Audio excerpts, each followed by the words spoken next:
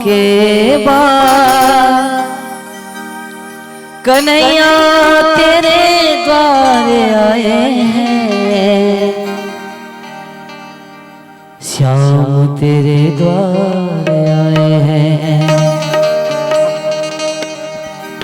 वो जाने कितने दिनों के बाद कन्हैया तेरे द्वारे आए हैं, जाने कितने दिनों के बाद कन्हैया तेरे द्वार आए हैं।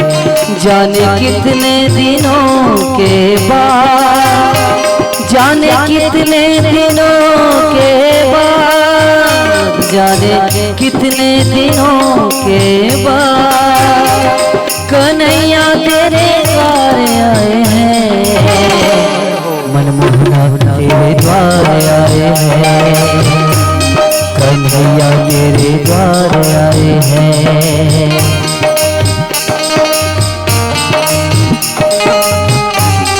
राधे सभी ताली बजाते हुए ऐसे हाथ उठा,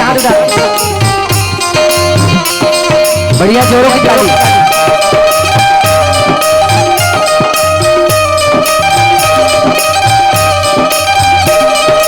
ये नैना बिन दर्शन तरसे, हर पल का नाकियां बरसे।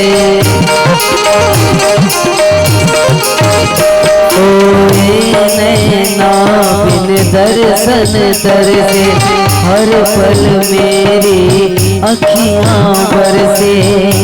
तुम रखते हो सबकी लाज, तुम रखते हो सबकी लाज, तुम रखते हो सबकी लाज। श्याम तेरे द्वार आए हैं, कन्हैया तेरे द्वार आए हैं, कन्हैया तेरे द्वार आए हैं। जाने कितने दिनों के बाद श्याम तेरे द्वार आए हैं।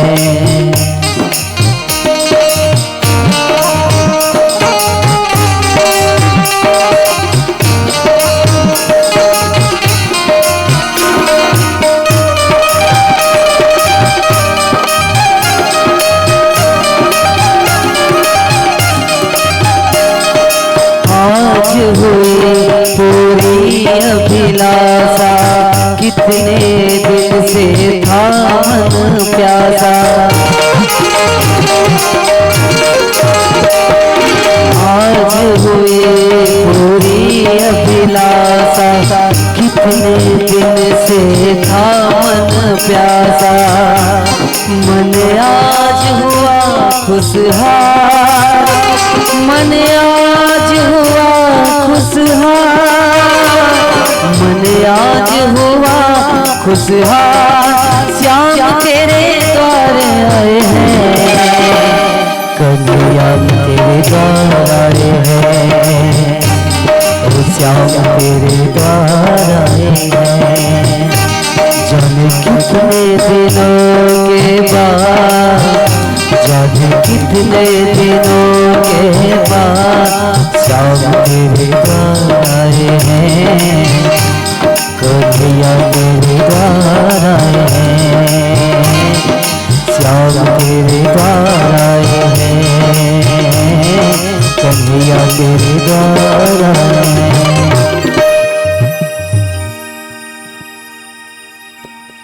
बोली भक्त वत्सल भगवान की जय हो, उमापति महादेव की जय हो, श्रीमद् भागवत महापुराण की जय हो। जय जय श्री राधे, जय जय श्री राधे, जय जय श्री राधे।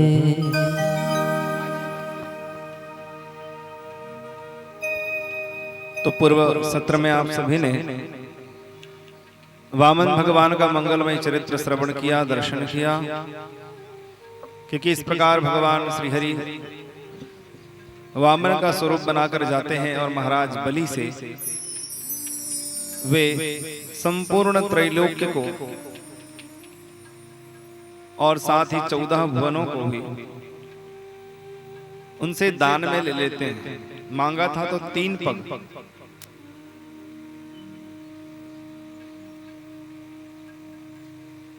तो भगवान के इस 3 पग में ही संपूर्ण त्रैलोकी विराजमान है।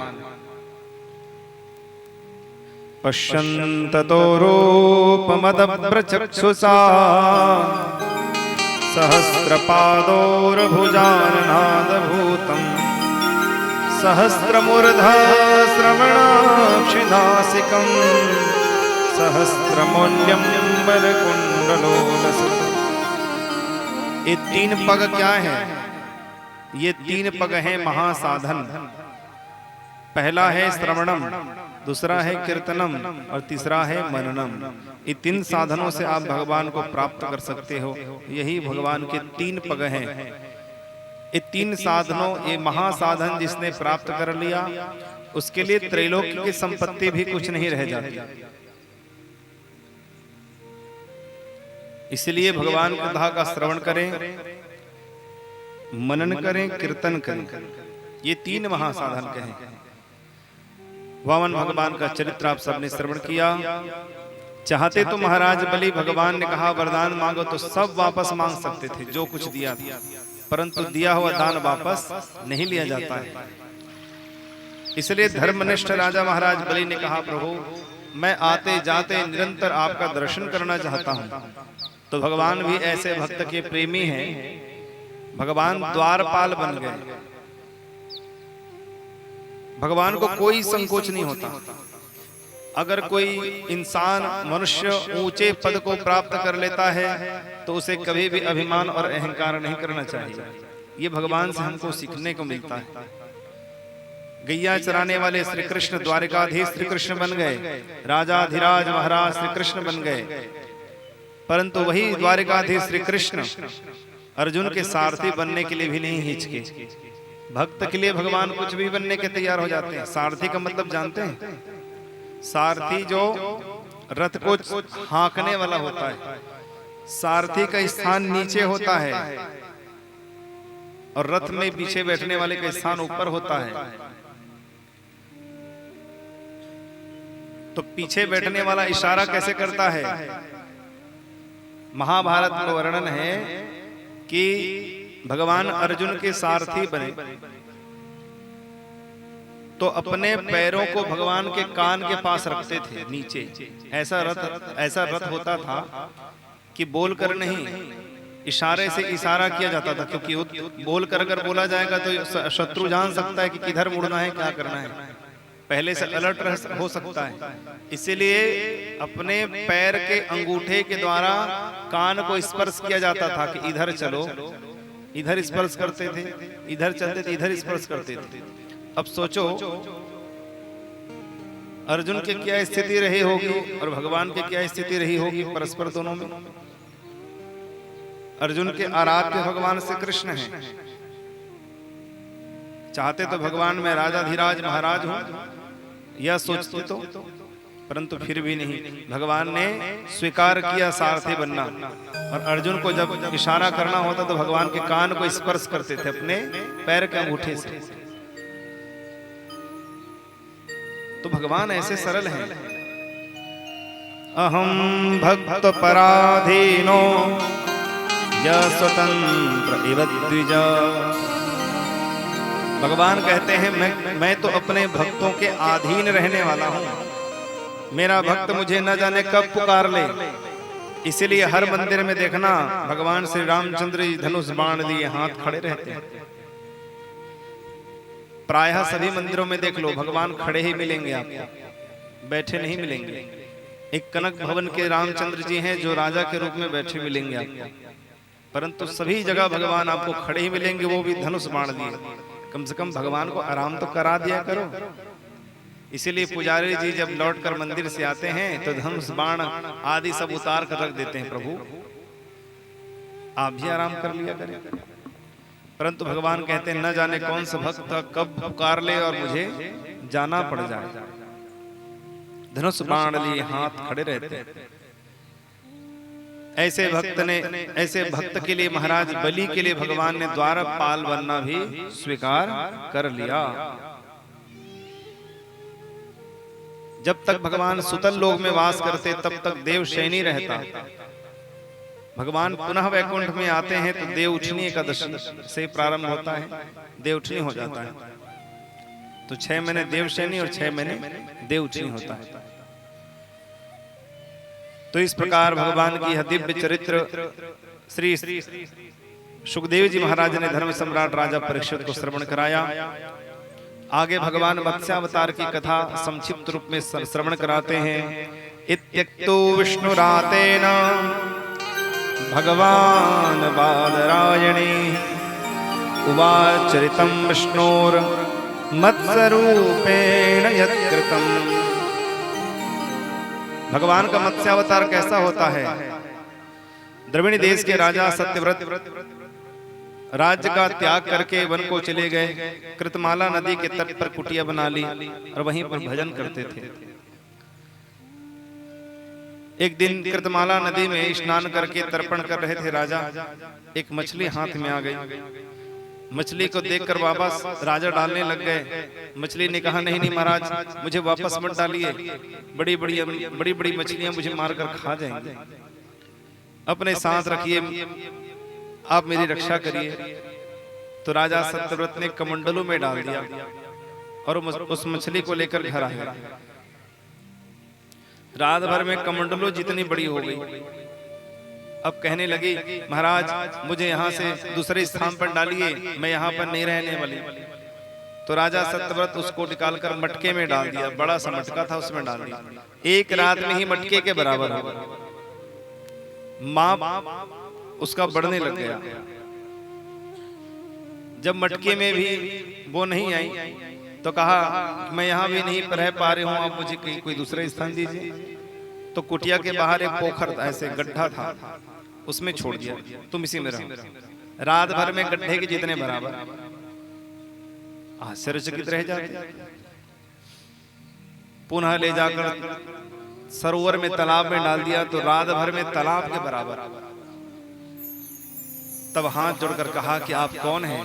नाग हैं, यक्ष हैं, किन्नर हैं, गंधर्व हैं, भूत हैं, पिशाच हैं, कौन हैं आप जो इस तरह अनेक स्वरूप मुझे दिखा रहे हो? तब उसी समय भगवान मत्स्यावतार रूप में प्रकट हो जाते हैं। बोले मत्स्यावतार भगवान की जय हो। महाराज सत्यव्रत ने बारंबार भगवान को दंडवत प्रणाम किया और कहा, प्रभु मेरे लिए क्या आज्ञा है? मत्स्य रूप भगवान ने कहा, महाराज आज से 7वें दिन महाप्रलय होने वाला है और ये सारी पृथ्वी जलमग्न हो जाएगी।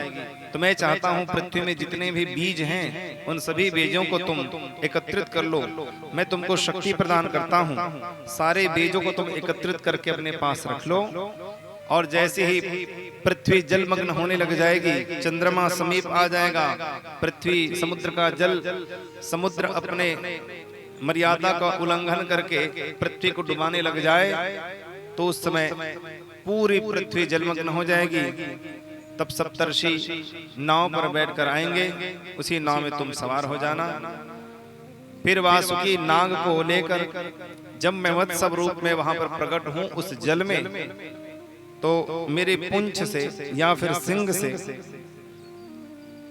वासुकी नाग को नाव से लपेट देना और इस प्रकार कई कल्प तक उस नाव को लेकर मैं भ्रमण करता रहूंगा और बाल मुकुंद स्वरूप में वट के पत्ते पर मैं चीर काल तक चिर निद्रा में आनंद लेता हुआ उसमें रमण करूंगा। करारविंदे न पदारविंदम मुखारविंदे न विनवेशयन्तम् वटस्य पत्रस्य पुटे शयानं बालं मुकुंदम मनसा स्मरामि। तत्व ज्ञान का उपदेश सप्तर्षि तुम्हें करेंगे। इस प्रकार भगवान ने आज्ञा दी। समस्त बीजों को भगवान की आज्ञा से सत्यव्रत ने एकत्रित किया। प्रलय मचा, जलमग्न हुई पृथ्वी। सप्तर्षि नाव लेकर आए, उसमें चढ़ गए और जैसे भगवान मत्स्य रूप धारण करके आए, वासुकी नाग को लपेट कर नाव से बांध दिया और इस प्रकार कई कल्प तक नाव भ्रमण करता रहा। सप्तर्षि तत्व ज्ञान का उपदेश महाराज सत्यव्रत को करते रहे। तो इस प्रकार भगवान ने मत्स्य रूप धारण किया था इस लीला को करने के लिए। ये मत्स्य पुराण में इसका सुंदर विस्तार है। श्रीमद् भागवत में एक ही अध्याय में इसको संक्षिप्त करके श्री सुखदेव जी महाराज ने मत्स्य भगवान का स्मरण कर लिया। बोली मत्स्यावतार भगवान की जय। आगे श्रवण कराते हैं सूर्यवंश की कथा। महाराज भगवान ने मन से मरीचि को प्रकट किया। मरीचि के पुत्र हुए कश्यप।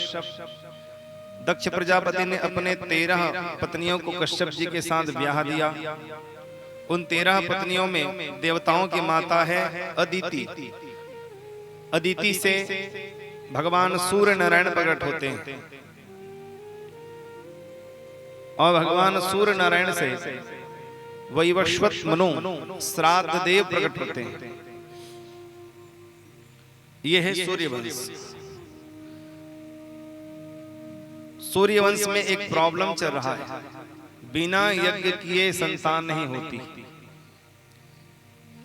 और चंद्रवंश में बिना युद्ध किए विवाह नहीं होता। ये संतान की परेशानी क्यों? इसीलिए जब भी विवाह किया जाता है तो ब्राह्मण से पूछना चाहिए कहीं वर की कुंडली में सूर्य निबल तो नहीं है। उस दिन मैंने और आप सबको बताया था कि वर की कुंडली में अगर 4 और 8 भाव में सूर्य विराजमान होता है विवाह के समय तो उनको संतान की परेशानी होती है सूर्य निबल होने से। तो सूर्यवंश में भी वही प्रॉब्लम हो रहा है, बिना कोई यज्ञ आदि किए संतान नहीं होती। तो ब्राह्मणों से अनुरोध करना चाहिए। और कन्या की कुंडली में 4-8 में गुरु नहीं होना चाहिए, गुरु निबल नहीं होना चाहिए। बाल्यावस्था में है तो पूजा पाठ करा लो, वृद्धावस्था में है तो कुछ लाभ नहीं, मुहूर्त ही बदलवाना पड़ता है। इसलिए मैंने उस दिन भी निवेदन किया विवाह आदि कोई मजाक नहीं है, उसमें भी विधि पूर्वक करना चाहिए, नहीं तो बाद में जाके लड़ाई झगड़ा होने लग जाता है, अनेक से विपदाएं आने लग जाती हैं। इसलिए सभी विधि विधान से होना चाहिए। आजकल तो विवाह में ही वागदान करते हैं, सगाई कर देते हैं। बोलो राधे राधे करते हैं, सब उल्टा पुल्टा उल्टा पुल्टा सब। पहले आता है वागदान। वागदान का मतलब होता है संबंध जोड़ना, पान सुपारी करना। गणेश जी की पूजा कराकर वागदान करते हैं, पान सुपारी भेंट करते हैं, भैया हम अपनी कन्या को आपको देंगे, आप अपने पुत्र का ब्याह हमारी कन्या के साथ करेंगे। ऐसा एक दूसरे से वो वागदान करते हैं, संबंध जोड़ते हैं। उसको कहते हैं श्री संबंध, सगाई। आजकल सगाई कहते हैं, उसको वागदान कहते थे। धीरे से वो फलदान हुआ, अब फलदान से सगाई हो गई।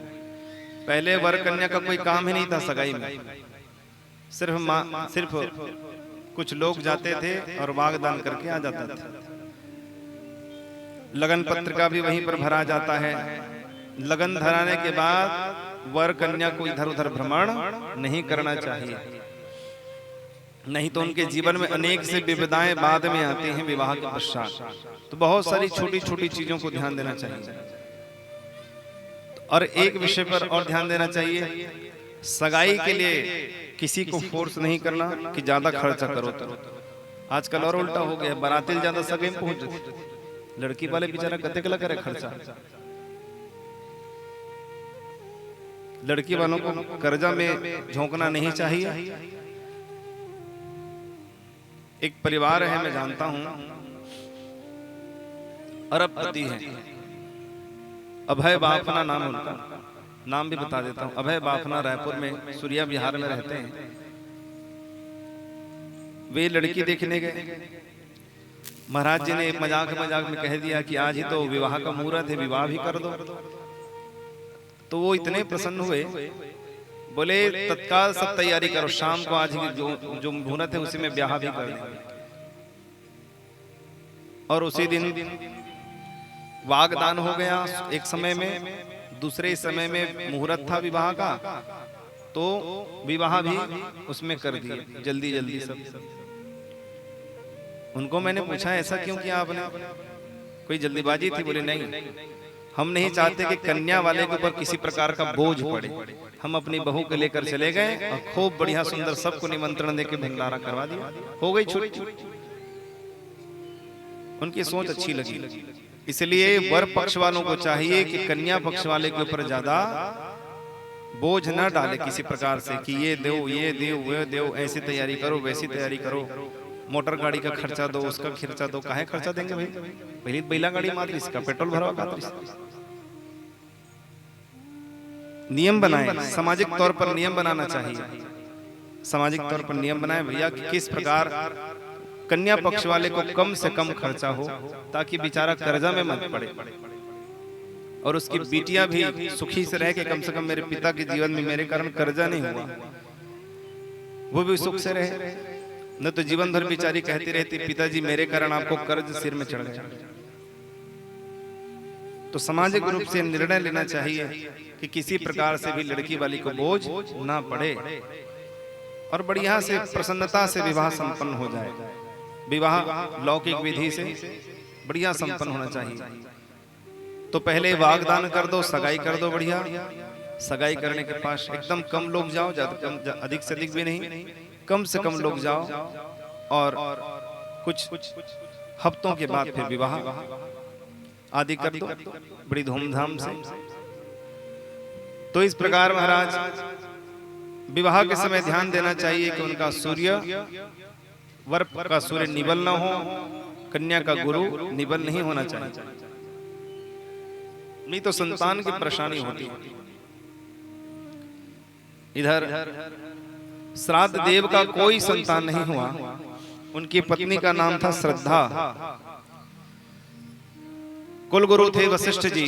वशिष्ठ जी को बुलाया, वशिष्ठ जी ने आश्वासन दिया कि तुम चिंता मत करो, यज्ञ आदि करके तुमको संतान प्राप्ति हो जाएगी। तो उस समय पुत्र प्राप्ति के लिए महाराज श्राद्ध देव ने यज्ञ किया। यज्ञ करने वाले ब्राह्मण पधारे, परंतु रानी श्रद्धा ने कहा कि मुझे तो कन्या चाहिए, कन्या की मुझे इच्छा है। ब्राह्मणों को लगा कि संतान तो चाहिए, कन्या हो चाहे पुत्र हो, इसलिए हवन करने वाले ब्राह्मणों ने संकल्प किया कन्या का और वैसी आहुति प्रदान करने लगे। प्रगटे अग्नि चरु कर लिन्हे, खीर लेकर अग्नि प्रकट हुए, रानी को दे दिया गया। रानी ने जब खीर पाया गर्भवती होती है, परंतु गर्भ से पुत्र प्राप्ति नहीं हुई, राजा को कन्या की प्राप्ति होती है। संतान प्राप्ति हुई इसकी खुशी तो है, परंतु राज सत्ता के लिए पुत्र की कामना थी उनको। गुरु वशिष्ठ जी के पास जाकर कहा, गुरुजी आपने क्या कर दिया? प्रजा पालन में तत्पर कोई राजा चाहिए था, मुझे पुत्र चाहिए था, आपने ऐसा यज्ञ क्यों किया जिससे मुझको पुत्री हो गई? वशिष्ठ जी ने कहा कि नहीं, पुत्र के लिए यज्ञ कराया जा रहा था, ये कहां पर गलती हो गई? अपने होताओं को बुलाया, ब्राह्मणों को पूछा डांटते हुए, तुम लोगों ने कन्या के नाम से संकल्प क्यों किया? उन्होंने कहा महाराज हमने नहीं किया, महारानी ने कहा तो हमने किया, हम अपने से क्यों करें? राजा दुखी हुए, परंतु वशिष्ठ जी ने कहा तुम निराश मत हो, मैं अपने तप के बल से इसको पुनः पुरुष बना देता हूं। वशिष्ठ जी ने तप के बल से उस कन्या ईला को पुत्र के रूप में परिणित कर दिया, बन गया वो सुद्युम्न। इस तरह जब 16 वर्ष के हुए तो अपने सैनिकों के साथ शिकार खेलते खेलते खेलते ईलाव्रत क्षेत्र में पहुंच गए। उस क्षेत्र का नाम ईलाव्रत इसी के नाम से पड़ा। उस क्षेत्र में पहुंचे जहां पर भगवान भोलेनाथ ने शाप दे दिया था उस क्षेत्र को कि जो भी इस क्षेत्र में आवे वह स्त्री बन जाए। वो भगवान भोलेनाथ और पार्वती जी के विहार का क्षेत्र है। अपने सैनिकों के सहित जैसे उस क्षेत्र में प्रवेश किया, सैनिक सहित सबके सब सुद्युम्न आदि सब कन्या के रूप में परिणित हो गए। अब उन सैनिकों ने देखा भैया घर चक्कर में धूमन टूरी बन गई, सब के सब बड़े परेशान। अब क्या मुंह लेकर जाएंगे, हमारी पत्नी से कहेंगे मैं तुम्हारा पति हूं तो फिर भगा देगी वो तो। इसलिए सब व्याकुल होकर वहीं घूमने लगे जंगल में। ईला बड़ी सुंदर थी, सुद्युम्न जो कन्या के रूप में परिणित हो गई थी, ईला बड़ी सुंदरी थी। एक दिन आकाश मंडल से बुध ने देख लिया। बुध ने जाकर कहा कि मैं तुमसे विवाह करना चाहता हूं। ईला ने बुध के साथ विवाह किया और इस प्रकार वहीं पर विहार करते हुए रहने लगे। कुछ समय पश्चात उसके गर्भ से पुरूरवा नामक पुत्र की प्राप्ति होती है उनको। एक समय अपने पुत्र को ढूंढते हुए महाराज श्राद्ध देव उस क्षेत्र में पहुंच गए, परंतु ईला ने दूर से रोक दिया। पिताजी अंदर प्रवेश मत करना, आप भी स्त्री बन जाओगे। दौड़ कर गई, जाको पिता को प्रणाम किया, सारी बात बताई कि ऐसी सी बात है, इस क्षेत्र को श्राप मिला हुआ है। वशिष्ठ जी कहा तेरे हमारा सारा जो तप था वो तो नष्ट ही हो गया और फिर से ये कन्या बन गई, अब क्या करें। श्राद्ध देव से कहा एक काम करो, भगवान भोलेनाथ से प्रार्थना करो।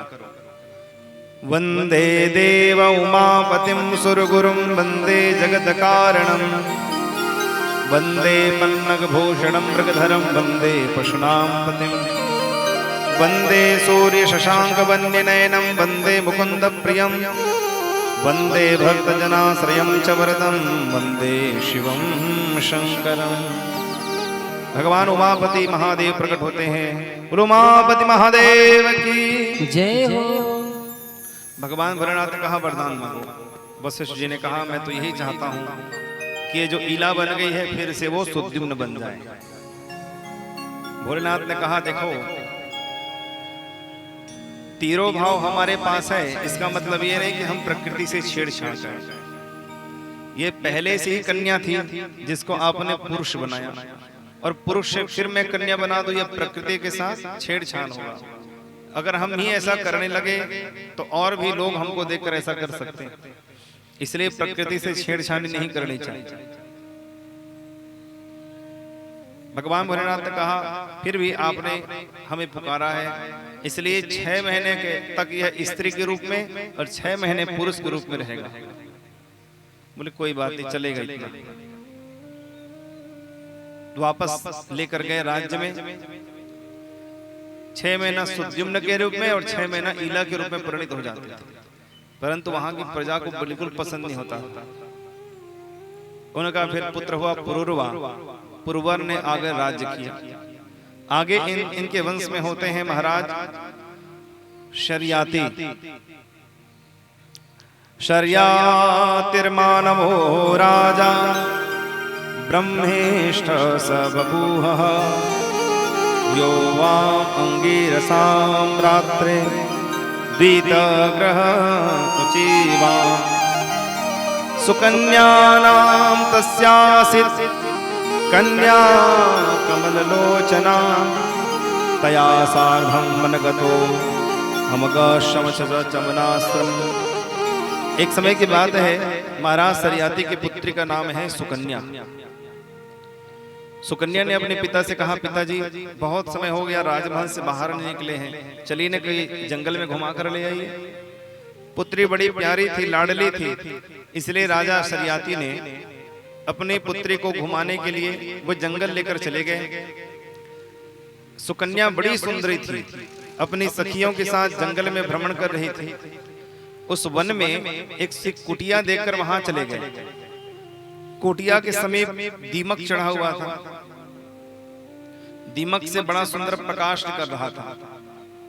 पास जाकर उसने देखा और एक लकड़ी उठाकर जैसे उसमें अंदर लकड़ी अंदर डाली, वैसे ही अंदर में बैठे थे चमन ऋषि तप करते हुए। चमन ऋषि की आंखें फूट गए। आंख फूट गए तो रक्त निकलने लगा। जैसे ही रक्त निकला, उनके तप के बल से जितने वहां पर मनुष्य आए हुए थे सबको निरोध की बीमारी हो गई, सबका मलमूत्र अवरुद्ध हो गया, सब बड़े परेशान हो गए। तब राजा शर्याति ने कहा ये क्या हो गया, किसने अपराध किया है बताओ। सबको एकत्रित करके पूछा। सुकन्या आगे आ गई, पिताजी मुझसे भूल हो गई, जहां पर वो किया था वहीं पर लेकर गए भीम के पास, भीमोरा के पास लेकर गए तो रक्त निकल रहा था। जैसे ही भीमोरा को हटवाया गया तो चमन ऋषि बूढ़े वृद्ध थे, बैठे हुए थे तप करते। कौन है यहाँ पर, कौन है?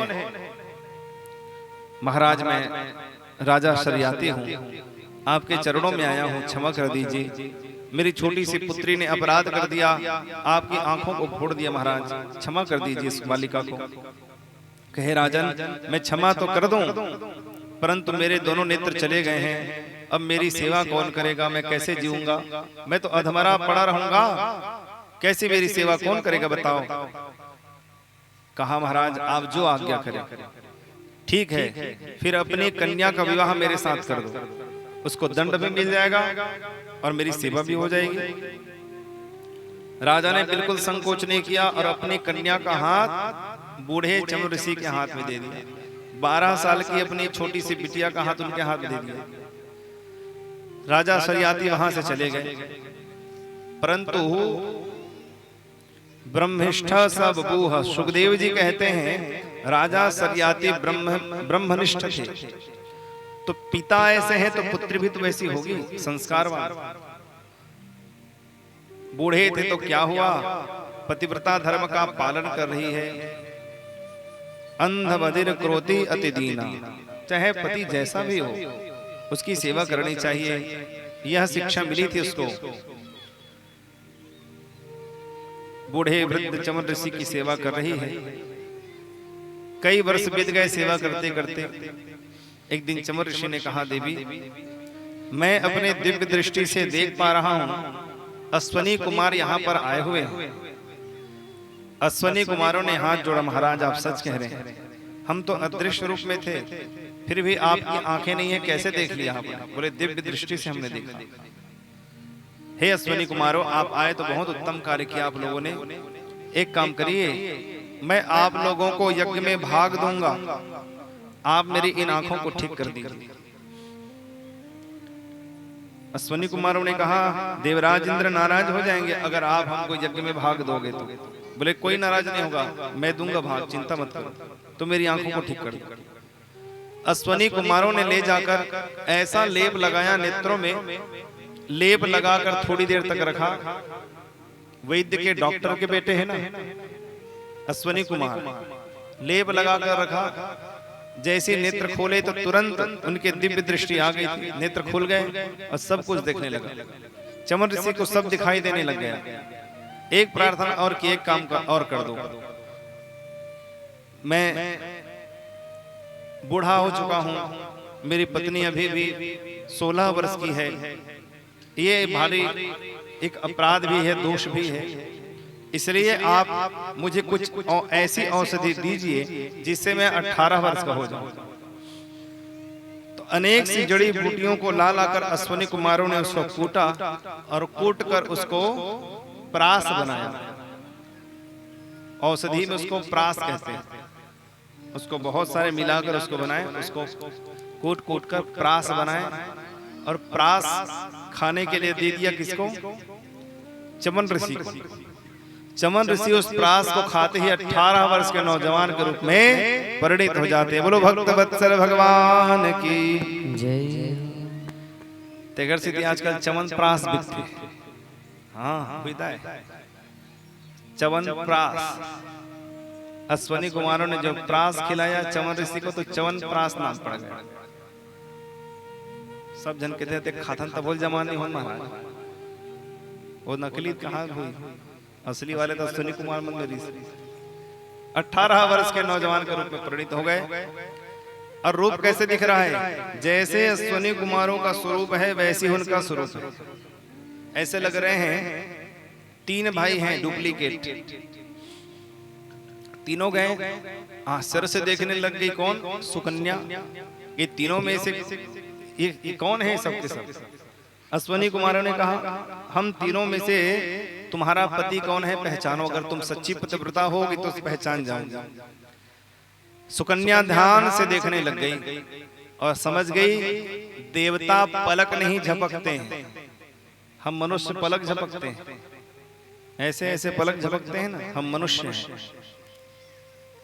और देवता पलक नहीं झपकते, एक टक देखते रहते। अगल बगल में जो खड़े थे वे पलक नहीं झपक रहे हैं और बीच में जो खड़े थे वो पलक झपक रहे थे। जाकर चरणों को प्रणाम करती है, यही मेरे स्वामी हैं। बड़े प्रसन्न हुए और इस प्रकार चमन ऋषि ने सुंदर सा यज्ञ किया और उस यज्ञ में अश्वनी कुमारों को भी भाग दिया। सोमरस उनको पान करवाए, यज्ञ में भाग दिया उनको। देवराज इंद्र को पता चला कि उनको भी स्थान दे दिया गया है, तो उस समय वज्र लेकर प्रहार करने के लिए आ गया। चमन ऋषि ने स्तंभन कर दिया। देवराज इंद्र ऐसे ही लटके रहे। अंत में क्षमा याचना की, तब जाकर देवराज इंद्र को छोड़ा और कहा, सुनो, आज के बाद इनको भी यज्ञ में भाग दो। देवराज इंद्र ने स्वीकार किया और अश्वनी कुमारों को भी यज्ञ में भाग दिया गया। इसलिए जब हवन करवाते हैं तो कहते हैं अश्वनी कुमाराभ्याम नमः स्वाहा, ऐसे कहते हैं। यज्ञ में उनको भाग दिया तब से। तो एक दिन की बात है, चमन ऋषि जो 18 वर्ष के हैं, 16 वर्ष की उनकी पत्नी सुकन्या पत्थर पर बैठे बैठे दोनों हंस रहे थे। तभी राजा शरियाती आ गए कि चलो मेरी पुत्री बेचारी कैसी है, वृद्ध अपने पति के साथ, यह देखने के लिए आ गए। वहां आकर देखते हैं तो डोकरा की जगह छोकरा बैठ रहा है। उनको लगा कि कहीं बेचारे वृद्ध चमन ऋषि को इन्होंने मारकर कहीं फेंक तो नहीं दिया, तरिया डुबो थोड़ी दी इसको ना। कहे अरे दुष्टा, तूने क्या किया अपने पति के साथ? कहाँ है तेरा पति? क्या तुम दोनों ने मिलकर उनको मार डाला क्या? कहाँ चले गए बेचारे? चमन ऋषि को मार डाला क्या? भारी अपराध कर दिया तूने, तो हमारे कुल का नाम बर्बाद कर दिया, खराब कर दिया।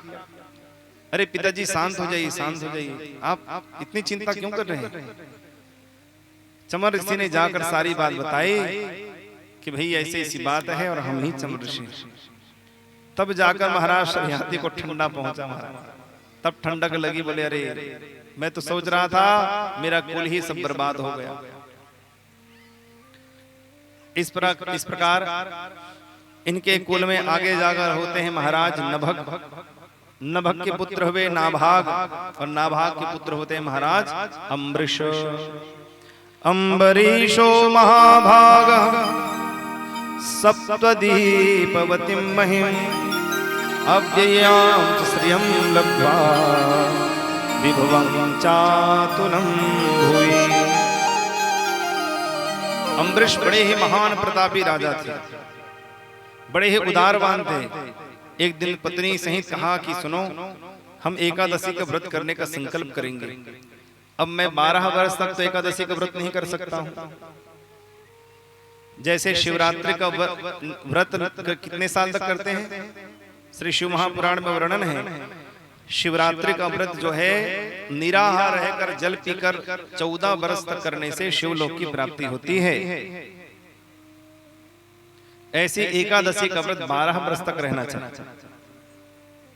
12 वर्ष तक एकादशी का व्रत करने के बाद उद्यापन कर सकते हो। तो राजा कहते हैं मैं तो युद्ध में जाते रहता हूं, इस तरह व्रत भंग हो सकता है। इसलिए देवी, हम 1 वर्ष तक दोनों पक्ष की एकादशी में जल भी नहीं पिएंगे, न अन्न खाएंगे, निर्जला एकादशी का व्रत हम करेंगे। पति पत्नी दोनों एकादशी का व्रत वो करने लगे। जब 1 वर्ष पूर्ण हुआ तो ब्राह्मणों को बुलाकर विधि पूर्वक उन्होंने उद्यापन कराया और सवत्सा 60 करोड़ गौ का दान किया ब्राह्मणों को। कितने? 60 करोड़ गौ का दान किया, बछड़े सहित। अब शास्त्रों में वर्णन है, एक गाय का दान कौन कर सकता है? जिसके पास 10 गैया पहले से हो और 11वीं, मान लो 10 गैया है, एक बछिया और हो जाए तो कितने हो गए? 11 हो गए। तो 1 गैया दान करने का उसको अधिकार है। जिसके पास 20 है उसको 2, जिसके पास 30 है उसको 3। और अपने जीवन काल में जरूर एक न एक बार गौदान जरूर करना ही चाहिए। वैतरणी नदी से पार उतरने के लिए जरूर गौ का दान करो। उभयमुखी गौदान, उत्क्रांति गौदान, ऋण धेनु गौदान, अनेक से गौदान के उसके महत्व कहे गए हैं। सबसे उत्तम गौदान कहा जाता है उभयमुखी गौदान। जब गैया के गर्भ से बछड़े का केवल बछिया या बच्चे का केवल मुख निकला हो, पैर और मुख निकला हो, और उसी समय अगर आपने देख लिया कि बच्चे का जन्म हो रहा है, तो जल लेकर गौ को बिना स्पर्श किए संकल्प कर लेना चाहिए कि मैं इस गौ का दान करता हूं, तो पूरी पृथ्वी को 7 बार सोने से मंडित करने का दान प्राप्त हो जाता है, उसका फल प्राप्त हो जाता है ऐसे गौ का दान करने से। ये है वह मुखी गौदान। उत्क्रांति धेनु दान, कोई मरणासन में पड़ा हुआ हो वृद्ध, और कहते हैं ना अंतिम समय में बच्चे को पुछिल कम से कम छुआ दो भाई, है अन्न दान करा दो, बच्चे को पुछिल धरा दो। अब तो गाय पालबे नहीं करत, कहा बच्चे पुछिल धरा। शहर में रहते फ्लैट में गाय रखे तो जगह नहीं, कुकुर न रख लेते। अब सियान में बेचारा चिल्लावा थे, मरणासन पड़े, आंखें कान छटपटाते, बच्चे पुछिल धराओ, बच्चे पुछिल धराओ। बहू कहते कहाँ बच्चे ला बहु मन, डोकरा बड़बड़ बड़बड़ करते, बच्चे पुछिल धराओ, बच्चे पुछिल धराओ। कुकुर के धरा देन कहा जा रही हूँ। ऐसे ऐसे दिन हो गए। बोलो राधे राधे। तो गौदान मृत्यु के समय, मरणासन के समय अगर किसी ने बछिया का पैर छू लिया, बछिया को प्रणाम कर लिया और पूंछ लेकर संकल्प नहीं किया, कोई बात नहीं, केवल पूंछ पकड़कर मन से यह संकल्प कर लिया कि मैं गौ का दान कर रहा हूं, तो वो भी एक दान हो जाता है। इसलिए घर वालों को, परिवार वालों को चाहिए कि वहां पर उनकी पूरी व्यवस्था घर वाले करें। कोई मरणासन में पड़ा हुआ हो तो घर में कम से कम एक गैया तो जरूर होनी चाहिए महाराज, नहीं तो हमारा उद्धार कैसे होगा। अपने स्व कल्याण के लिए घर में कम से कम एक गैया तो रखो ही। अपने लिए इतना बड़ा घर बनाते हैं, गैया के लिए घर नहीं मिल पाता। कम से कम एक स्थान भी ऐसा बनाओ जहां पर गैया हो, बछिया हो, उसके रहने से घर में वास्तु दोष की शांति होती है। गोमय वसति लक्ष्मी, गोबर में लक्ष्मी का वास होता है। इसलिए उस कामधेनु लक्ष्मी माता को घर में जरूर रखनी चाहिए। गौदान करना सीखे। सबत्सा गौ का दान करो, बछड़े सहित गौ का दान करना चाहिए। ऐसी गौ का दान करो जिसका अंग भंग ना हो, अंग भंग नहीं होना चाहिए। ऐसे गौ का दान करो बढ़िया। अब कई जन गाय दान करते तनो कैसे लटारा मरैयल महाराज दे देना, लेगत लगत महाराज मार दी सब महाराज सीधा हॉस्पिटल। तुम्हारा खंडी गाय दे देना, वो सिंह में मारी हाथे टूट गए महाराज। ऐसे ऐसे गाल खोज खोज के रखे रहते। दूध दिवैयल नहीं देवे, एकदम अति कनेक कब दी तेल देते है नहीं। तो बढ़िया एकदम 2-4 किलो दूध देवत तेल अपन खाबो रहन देना, वही दे दिन बिचारी सियान हो गए। तो महाराज घर जा तर्ज ही से विल दे एकदम हेगड़ी, तो इसे बिचारी गौ माता। अंग भंग नहीं होना। एक बार गैया दान करे बल्ला रहा है, पूछी अति बड़ी से ऐसे ऐसे ऐसे करते रहे। मैं क्यों कैसे उल्टा पुल्टा तुम अंग भंग ला दे भाई। अब तरणी वाले काम कराता रहा, मैं क्या देख देख दान कर दे कोई बात नहीं, गौ माता का ऐसी बात नहीं है। पर पूछिल धर के संकल्प करे जाते हैं, अगर पूछी नहीं है काला धर के संकल्प, बड़ा तमाशा है। पूछी नहीं है बिचारी। अब वैतरणी नदी में कैसे पार होते, पूछी लपेट के धर बेटा, मैं तो न वैतरणी पार करा था, पूछी नहीं कहाँ पार कराई बिचारी। अब हमला क्या करना भैया, तुम जानो कि देना। ऐसे तो वैतरणी नदी। बोलो राधे राधे, जोर से बोलो। एक बार एक जन सब्जी बेचे दाई रहते, सब्जी बेचते वहां, तो एक जन महात्मा जी उखरे में आगे कहीं से भिक्षा में रोटी में ली सी, तो रोटी धर के ली सुखर में, तो किथे दाई देखते तो किथे दाई कम से कम एक ठन तो मूली दे देना, एक ठन बस खा लो रोटी संग करके बढ़िया। और डोकरी अति कंजूस रहा, नहीं मिले फुकट क्या है का रहेंगे मिले भागे मिले। महात्मा जी पीछे पड़ गए, नहीं नहीं नहीं, कम से कम एक ठन मूली तो दे दे, रोटी संग खा ले तो दाई। नहीं मानी सब मूलील धर के दौड़ी डोकरी मारे मरला, फेंक के मारे जा, नहीं पर इस नाली में जा गिर गया। अरे अब नाली में गिर गया तले कैसे करो? ओके तो एती मारबे थोड़ी, नहीं मारो, ए परे तले उठा ले, जा खा दे। महात्मा जी मूली को उठा लिए, आशीर्वाद दे के चले गए। दाई मर जबे ही तो सांस ही मूली हो। मूली धर के जल्दी बढ़िया धो के नल में बढ़िया महात्मा जी रोटी ल पानी में डुबो डुबो के मूली चाप चाप खा कर पेट भर ली। अब जब डोकरी मरीज नहीं तब वैतरणी नदी में गिस, पूछते कहीं दान करे, गऊ दान करे, मुरई दान करे रहे। अच्छा ठीक है, मुरई चले बुला, ए मुरई वे तो दान करे रहे, आ के तो मुरई आ गया। मोरी भी बड़े बड़े जन हो गए है, भोगा के रहा बढ़िया, और ऊपर बैठ गई डोकरी, चल मोल पार करा देगी। मोरी ऊपर बैठ के वैतरणी पार होत रहा है। उस समय ओकर पड़ोसी मिल गए, ओकर गोल धरी टप ले, हई तीहो आगे सो वहां लड़त तो रहे, सिंहो मरे बर आगे मोल में थे। ओहो बीच वैतरणी में दोनों जन लड़ी झगड़ा हो गई। बहनी तो इसे मत कर, बोला पार करा दे कम से कम वैतरणी, तो गोल्ड धर के पार हो जाऊं, बाद में लड़त रहे। मैं मर जाऊं तोला पार नहीं करंगा। मुरई छोड़ दी, दोनों जन गिर गए नीचे भड़ भड़ ले, मुरई आगे बढ़ गए। बोलो राधे राधे।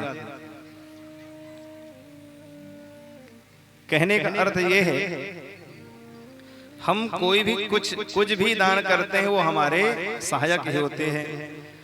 इसलिए वैतरणी गौदान के लिए अति आवश्यक है। वैतरणी पार करना है तो गौदान अति आवश्यक है। गौ का दान जरूर करना चाहिए। याद रखो, अपने जीवन काल में एक गौ का दान जरूर करो। जिसके पास 10 गैया हो 1 गैया का दान कर सकता है, 2 गैया हो तो वह 20 गैया हो तो 2 गैया का दान कर सकता है। याद रखें, इसलिए गौ माता को घर से बाहर नहीं, घर में रखकर गौ माता की सेवा करो। बोलो गौ माता की जय हो। गौ माता की सेवा करनी चाहिए। महाराज अम्बरीश ने 60 करोड़ गौ का दान किया सवत्सा बछड़े से। इस प्रकार उद्यापन की विधि हो रही थी, तब ब्राह्मणों को निमंत्रण दे के सुंदर भोजन प्रसादी पवाए। देवर्षि नारद भी आए थे। देवर्षि नारद भी बढ़िया प्रसाद पाके जा रहे थे। उधर से आ रहे थे दुर्वासा जी। देवर्षि नारद श्रीमन नारायण नारायण नारायण, श्रीमन नारायण नारायण नारायण, लक्ष्मी नारायण नारायण नारायण, लक्ष्मी नारायण नारायण नारायण, श्रीमन नारायण नारायण नारायण, श्रीमन नारायण नारायण नारायण, लक्ष्मी नारायण नारायण नारायण, नारायण नारायण नारायण, श्रीमन नारायण नारायण नारायण, श्रीमन नारायण नारायण नारायण। बड़े प्रेम से देवर्षि नारद जी नारायण नारायण गाते हुए जा रहे थे। दुर्वासा जी मिल गए, बोले अरे कहाँ से आ रहे हो? बड़े प्रसन्नता से, क्या बात है? कहे महाराज, जब पेट भरा हुआ होता है तो मन प्रसन्न हो जाता है। अच्छा, तो कहाँ से प्रसाद लेकर आए? बोले महाराज अम्बरीश ने खूब सुंदर भंडारा दिया, वहीं से भगवान का प्रसाद पाकर आए। अच्छा, देखते हैं हम भी ऐसा क्या कर दिया उन्होंने। कहे एकादशी का व्रत किया है निर्जला 1 वर्ष तक, और उसके प्रभाव से खूब दान पुण्य, ब्राह्मणों को भोजन करा रहे हैं, खूब ऐश्वर्य हो गया है, त्रैलोक्य में उनका जय जयकार हो रहा है महाराज। अच्छा, दुर्वासा जी ने कहा कि चलो देखते हैं। हम अपने पूरे शिष्य मंडलियों के साथ दुर्वासा जी महाराज अम्बरीश के यहाँ पहुंच गए। जैसे ही पहुंचे तो सुंदर उन्होंने उनको आरती उतारकर बारंबार नमस्कार प्रणाम किया। दुर्वासा जी से कहा कि आइए आप भी प्रसादी पा लीजिए भगवान का। दुर्वासा जी ने कहा नहीं नहीं नहीं, अभी दोपहर का समय है, संध्या वंदन करने का समय है, इसलिए हम अभी जमुना नदी में सरजू जी में जाकर स्नान ध्यान करेंगे, उसके पश्चात फिर आकर हम भोजन प्रसादी पाएंगे। कहे महाराज मैंने 1 वर्ष तक जो एकादशी का व्रत किया है उसके उद्यापन के लिए केवल मेरे पास 48 मिनट का समय बचा है, 2 घड़ी, इसलिए आपसे अनुरोध है आप जल्दी से जल्दी जाकर आ जाइएगा। दुर्वासा जी ने कहा हाँ हाँ आ जाएंगे। गए, जाकर दुर्वासा जी जबरदस्ती का लेट कर रहे हैं, देरी कर रहे थे ताकि उसका व्रत भंग हो जाए। देखते हैं क्या करता है। परीक्षा लेने में एक्सपर्ट हैं दुर्वासा जी। इधर जब केवल 2 मिनट का समय बचा तो दौड़ते हुए ब्राह्मणों के पास महाराज अम्बरीश गए और प्रार्थना की कि मेरा व्रत कैसे पूर्ण हो। तब महाराज अम्बरीश को कहा ब्राह्मणों ने कि जल पीना भोजन करना भी कहलाता है और नहीं भी कहलाता। मतलब आप कभी कभी जल्दबाजी में होते हैं तो घर से निकल जाते हैं काम के लिए, बाहर भोजन करने की आदत नहीं है तो केवल पानी पीकर ही शाम को लौटकर आ सकते हो। पानी पीकर भी दिन भर रह सकते हैं, परंतु जब पत्नी पूछेगी दिन भर क्या खाया आपने, तो क्या कहोगे कुछ नहीं खाया, जबकि पानी पीकर पेट भर लिया था। तो पानी पीना, जल पीना भोजन करना भी कहलाता नहीं भी कहलाता। इसलिए काम करो, भगवान का चरणामृत पान कर लो, व्रत खंडित नहीं होगा। तो भगवान के स्नान किए गए जल को तुलसी पत्र डालकर उन्होंने पा लिया। अकाल मृत्यु हरणम सर्व व्याधि विनाशनम विष्णुपादोदकम पित्वा पुनर्जन्मन विद्यते। जैसी पारणा कर लिया दुर्वासा जी अपने शिष्यों के साथ आधम के वहां पर कहे राजन आपने हमारा अपमान किया है, हमको बिना भोजन कराए तुमने भोजन कर लिया। नहीं नहीं महाराज मैंने भोजन नहीं किया है, मैंने केवल पारणा किया है। अरे कोई वही बात है, तुमने पारणा कर लिया मतलब भोजन भी कर लिया, इसलिए जाओ हम तुमको अभी तुम्हारे तप सहित तुमको नष्ट भ्रष्ट कर देंगे। जटा उखाड़ कर धरती पर जैसी पटका, कृत्या नाम के राक्षसी प्रकट हो जाती है। अम्बरीश जी को खाने के लिए दौड़ी, परंतु भगवान का सुदर्शन चक्र वहीं पर उनकी रक्षा करने में तत्पर थे। सुदर्शन चक्र ने जाकर कृत्या के गले को धड़ से अलग कर दिया। अब वो सुदर्शन चक्र किसके पीछे? दुर्वासा जी के पीछे। दुर्वासा जी ने देखा मेरी तरफ आ रहा है, दुर्वासा जी भागे वहां से, भागते भागते भागते भागते ब्रह्मलोक को गए। ब्रह्मा जी से कहा कि मेरी रक्षा करो भगवान के सुदर्शन चक्र से। ब्रह्मा जी ने कहा जो भगवान के भक्तों के अपराधी हैं उनको मैं शरण नहीं दे सकता हूं, जाइए यहां से। तो दुर्वासा के भगवान भोलेनाथ के अवतार हैं दुर्वासा जी, अंश हैं उनके। भोलेनाथ के पास भी गए, मुझे रहने का स्थान दीजिए, भोलेनाथ ने भी मना कर दिया। तो अंत में दुर्वासा जी वैकुंठ को जाते हैं। वैकुंठ को जाकर वहां पर उनको बारंबार भगवान नारायण को प्रणाम करके कहते हैं अपने सुदर्शन चक्र को रोकिए। उस समय भगवान कहते हैं अहम भक्त पराधीनो यह स्वतंत्र इव द्विजा साधुभिर्ग्रस्तं मन्ये भक्तैर्भक्त जनप्रिया। अरे मैं तो अपने भक्तों के अधीन हूँ, मेरे भक्त मुझको जो जैसा कह देते हैं वैसा मैं करने लग जाता हूँ। और आपने मेरे भक्त को सताया है, इसलिए मैं आपकी रक्षा नहीं कर सकता। अगर आपको क्षमा मांगनी है तो जाइए, जाकर महाराज अम्बरीश से क्षमा मांगिए, जिनके व्रत को भंग करने का विचार आपके मन में आया। जाइए। भगवान की आज्ञा से दुर्वासा जी दौड़े दौड़े आए, महाराज अम्बरीश के चरणों को पकड़ लिया। महाराज अम्बरीश तत्काल पीछे हटे। महाराज क्या कर रहे हो आप? बारंबार उनको दंडवत प्रणाम किया। मुझे क्षमा कर दीजिए, मेरे कारण आपको त्रिलोकी में भागना पड़ गया। दुर्वासा जी को आसन में बैठाए, उनके चरणों को धोकर प्रक्षालन किया और महाराज बारंबार उनको प्रणाम किया। भोजन के लिए आग्रह किया कि आप सुंदर भोजन पाइए। दुर्वासा जी को प्रेम पूर्वक भोजन पवाया और उनकी आज्ञा से फिर उन्होंने स्वयं भोजन प्राप्त किया। बोलो लक्ष्मी नारायण भगवान की। महाराज दुर्वासा जी कहते हैं कि आज मैं भक्तों की महिमा को जान गया।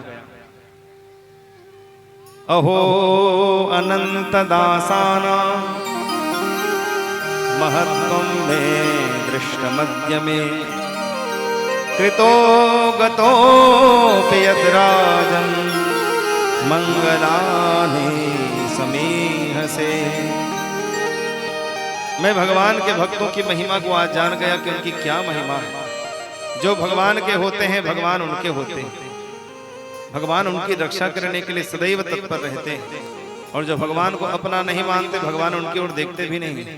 अंश तो हैं, परंतु फिर भी आपने भगवान से संबंध जोड़ा तो भगवान आपके साथ संबंध जोड़ेंगे, परंतु आपने भगवान को पूछा भी नहीं तो कैसा संबंध। महाराज इसलिए कहते हैं भगवान से अपना संबंध स्थापित करके रखना चाहिए। उस समय भक्तों की महिमा को जानते हुए महाराज अम्बरीश कहते हैं मुझे भी आप क्षमा कर दें। महाराज अम्बरीश कहते हैं हे महात्मन, सब आपके आशीर्वाद से ही पूर्ण हुआ। मैं तो केवल 1 वर्ष तक निर्जला एकादशी का व्रत दोनों पक्ष में रहकर मैंने किया, परंतु आपके त्रैलोक्य भ्रमण में 1 वर्ष लग गया और 1 वर्ष से मैंने अभी तक अन्न ग्रहण नहीं किया है, केवल जल पीकर मैं रहा। तो 1 वर्ष का मेरा फिर से व्रत हो गया आपकी कृपा से। तो सब भगवान की कृपा है, भगवान की माया है, उसमें आप और हम फंसे हुए हैं। इसलिए मैं आपको बारंबार प्रणाम करता हूं। बस उनकी कृपा से हमारा सब काम बन रहा है। मेरा आपकी कृपा से सब काम हो रहा है। मेरा आपकी कृपा से सब काम हो रहा है। मेरा आपकी कृपा से सब काम हो रहा है। मेरा आपकी कृपा से सब काम हो रहा है। करते हो तुम कन्हैया, करते हो तुम कन्हैया, करते हो तुम कन्हैया, करते हो तुम कन्हैया। मेरा नाम हो रहा है। मेरा आपकी कृपा से सब काम हो रहा है। मेरा आपकी कृपा से सब काम हो रहा है। सभी ताली बजाते हुए हरि बोल। जय हो।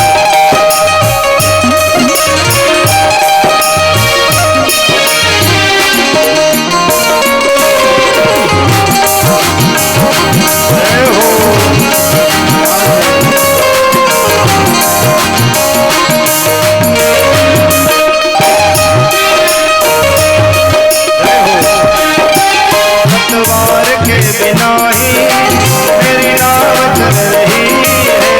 पतवार के बिना ही मेरी नाव चल रही है।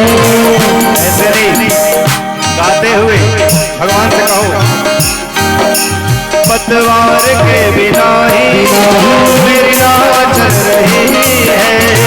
पतवार के बिना ही मेरी नाव चल रही है। हैरान है जमाना मंजिल भी मिल रही है। हैरान है जमाना मंजिल भी मिल रही है। करता नहीं मैं फिर भी हर काम हो रहा है। सभी हाथ उठा सब काम हो रहा है। करते हो तुम कन्हैया, करते हो तुम कन्हैया, करते हो तुम कन्हैया, करते हो तुम कन्हैया। मेरा नाम हो रहा है। हो सब काम हो रहा है। सब काम हो रहा है। सब काम सभी हाथ उठा कर सभी हाथ उठा के ताली बजाते हो ऐसे।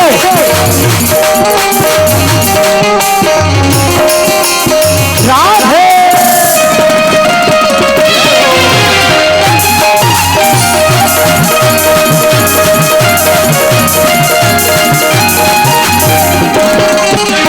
तुम साथ हो जो मेरे किस चीज की कमी है। तुम साथ हो जो मेरे किस चीज की कमी है। तुम साथ हो जो मेरे किस चीज की कमी है। कन्हैया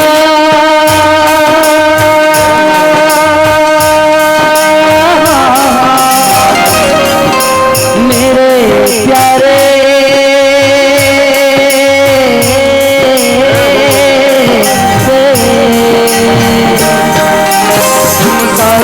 जो मेरे किस चीज की कमी है।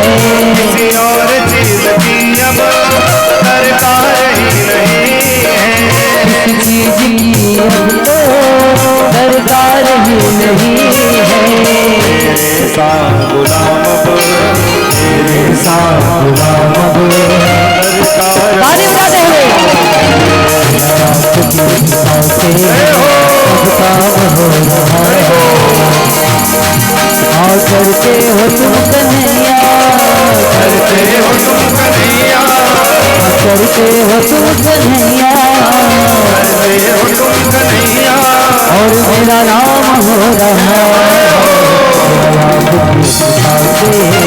सब काम हो रहा है।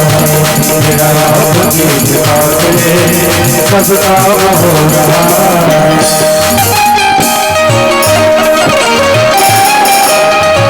हरि बोल।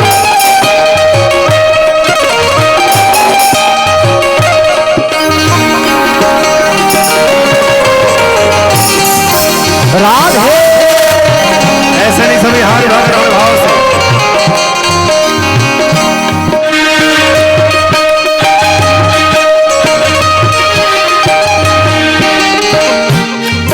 सभी हाथ उठाकर बड़े भाव से, बार बार मौका नहीं मिलने वाला। तूफान आंधियों में तूने है मुझको थामा। तूफान आंधियों में तूने मुझको थामा। तूफान आंधियों में तूने है मुझको थामा। कन्हैया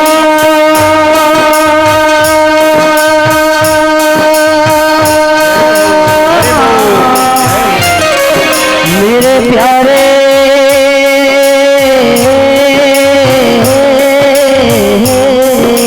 तूफान आंधियों में तूने है मुझको थामा। कृष्ण बन के आए जब मैं बना सुदामा। तुम कृष्ण बन के आए जब मैं बना सुदामा। तेरे करम से अब ये, तेरे करम से अब ये सरेआम हो रहा सब काम हो रहा है। करते हो तुम कन्हैया, करते हो तुम कन्हैया, करते हो तुम कन्हैया।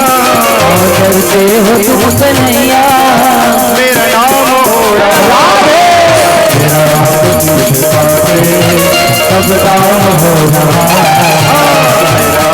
कृपा से सब काम हो रहा मेरा आपकी कृपा से सब काम हो रहा।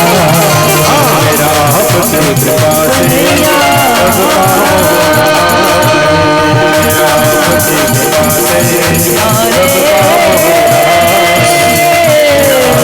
कृपा से सब काम हो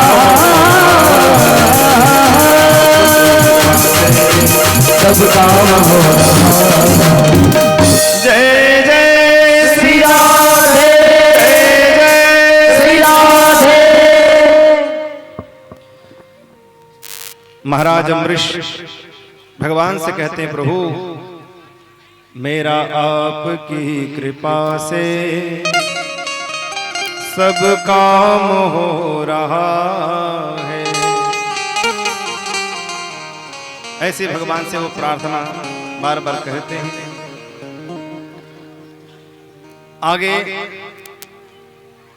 महाराज अम्बरीश की कथा के बाद राजा योनाश होते हैं। राजा योनाश से मानधाता नामक उनको पुत्र की प्राप्ति होती। मानधाता के 3 पुत्र और 50 पुत्रियां हुई। 50 पुत्रियां जो शौभरी ऋषि के साथ उनका ब्याह किया जाता है।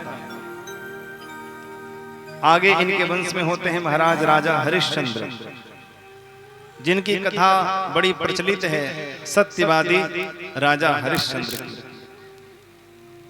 जिन्होंने सत्य के संकल्प को पूर्ण करने के लिए स्वप्न में दिए हुए दान को भी विश्वामित्र जी को दान कर दिया। यहां तक अपने राज्य का त्याग करके गए। जो बचा हुआ था भूयसी दक्षिणा, उसको अपनी पत्नी अपने बच्चे को बेचकर तथा स्वयं को चांडाल के हाथों उन्होंने बेच दिया। चांडाल के उस शमशान घाट में रहकर वहां पर जो पिंड दान दिया जाता था, जो भात बनाया जाता था शमशान, उसी को खाकर वे सत्य का पालन करते हुए रहने लगे। फूल तोड़ने गए हुए रोहित को सर्प ने काट दिया। ब्रह्मवेला के प्रथम मुहूर्त में उनकी पत्नी तारा अपने बच्चे के शव को लेकर आती है, प्रार्थना करती है कि किसी भी प्रकार से इनका देह संस्कार कर दे। राजा हरिश्चंद्र ने कहा, यहाँ पर दाह संस्कार करने का मूल्य लगता है, इसलिए देवी तुमको मूल्य देना पड़ेगा। उनको पता नहीं था कि उनका ही पुत्र उनकी पत्नी है। और ऐसा स्वरूप बन गया था शमशान में रहते रहते राजा हरिश्चंद्र का कि चांडाल की भांति दिख रहे थे। पूरे बाल और मुख सब काला काला, पूरा शरीर काला काला, केवल एक डंडा लेकर एक धोती पहनकर फटी पुरानी दास के रूप में रहते थे। जब थोड़ा सूर्योदय हुआ तो उन्होंने देखा उनका ही पुत्र है, परंतु फिर भी कहा कि देवी कुछ तो देना पड़ेगा। उस समय मां ने अपने आंचल को फाड़ कर दे दिया, बोले कफन के लिए मेरे पास अब यही बचा हुआ है। ऐसे सत्यवादी राजा हरिश्चंद्र की परीक्षा विश्वामित्र जी देवता धर्म आदि सब ले रहे थे। सत्य निष्ठा को देखकर सबके सब प्रकट हुए और रोहित को पुनः देवताओं ने जीवित कर दिया। ऐसे महान राजा हुए राजा हरिश्चंद्र। इनके आगे वंश में हुए महाराज बाहुक, और महाराज बाहुक के पुत्र हुए महाराज सगर। महाराज सगर के 2 पत्नियां थी, सुमति और केशनी। दोनों गर्भवती होती हैं। सुमति के गर्भ से एक पिंड प्रकट हो गया और केशनी के गर्भ से असमंजस नामक जड़ भरत की भांति पुत्र प्राप्त हुआ।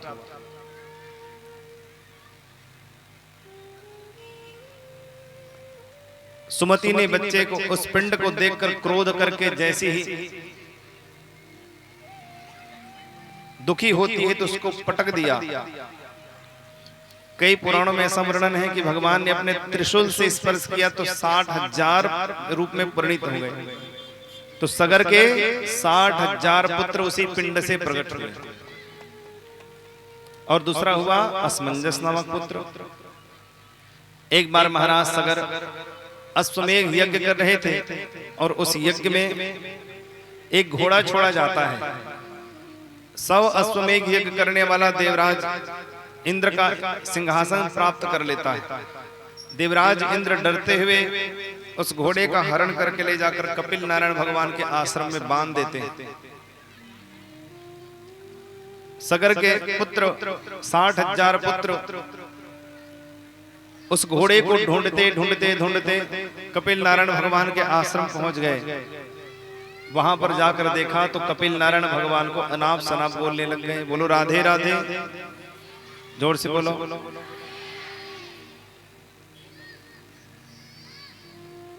तो उसी समय भगवान कपिल नारायण ने जैसे ही नेत्र खोला, नेत्र खोलते ही सगर के 60,000 पुत्र जलकर वहीं पर भस्म हो जाते हैं। राख का ढेर बन गया वहां।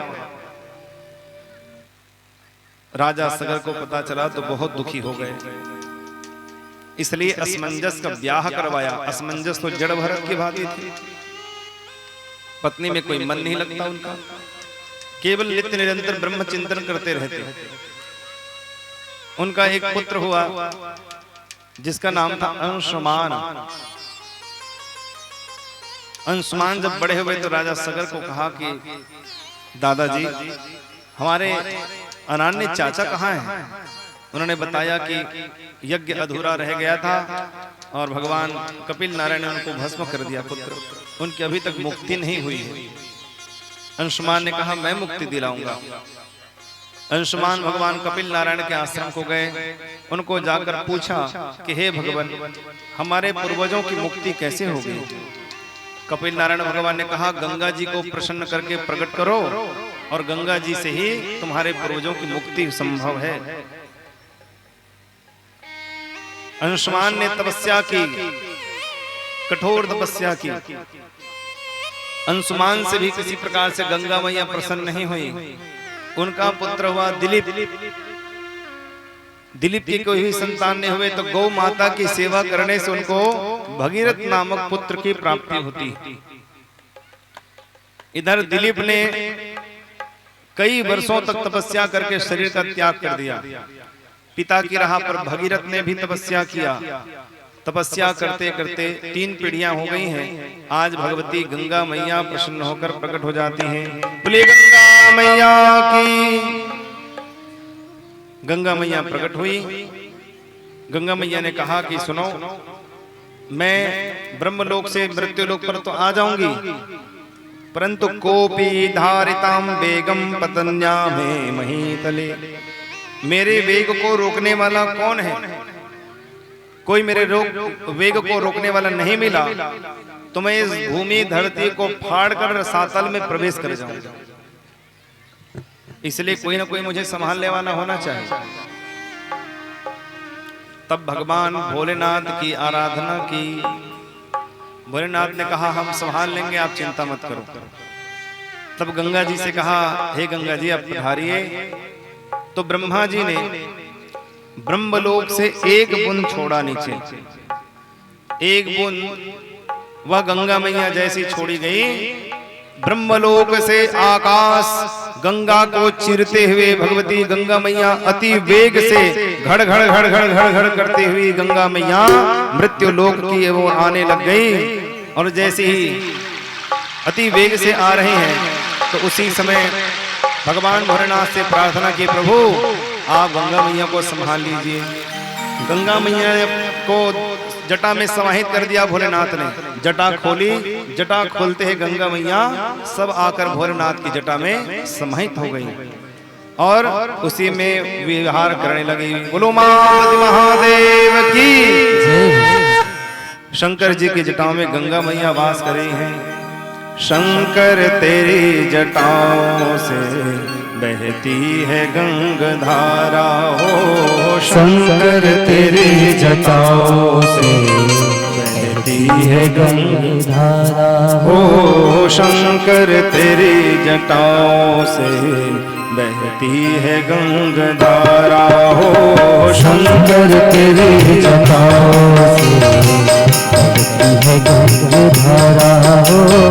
काली घटा के अंदर, काली घटा के अंदर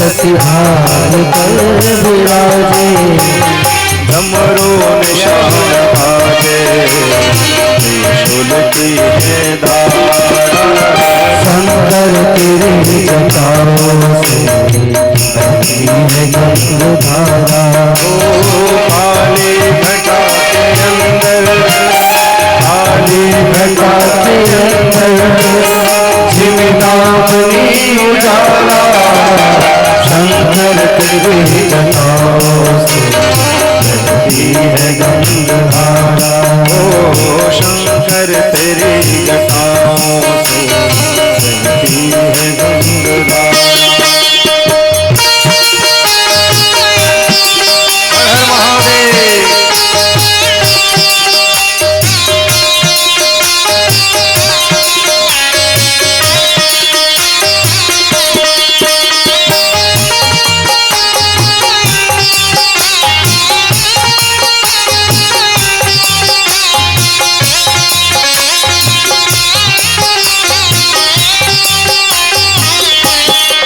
हर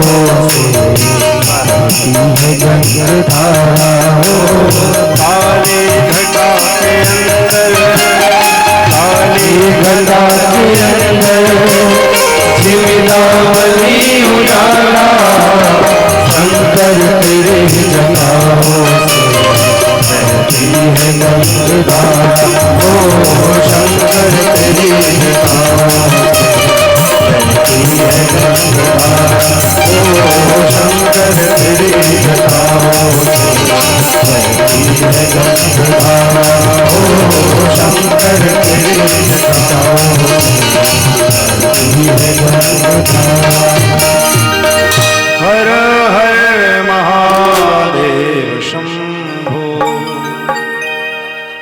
जैसे बाबा भोलेनाथ ने जटा में विराजमान किया गंगा जी को, तब से नाम पड़ गया जटा शंकरी गंगा। बोलो जटा शंकरी गंगा मैया की जय हो। भोलेनाथ से प्रार्थना की कि भोलेनाथ आप गंगा मैया को मुक्त करिए मेरे पूर्वजों को।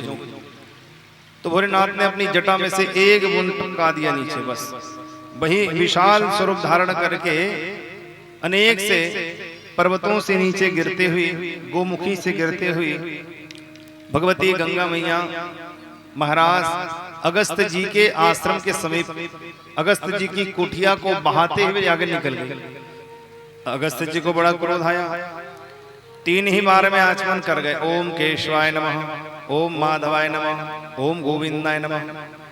3 बार में पी गए।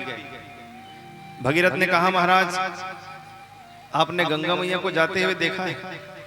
बोले गंगा मैया तो मेरे पेट में चली गई।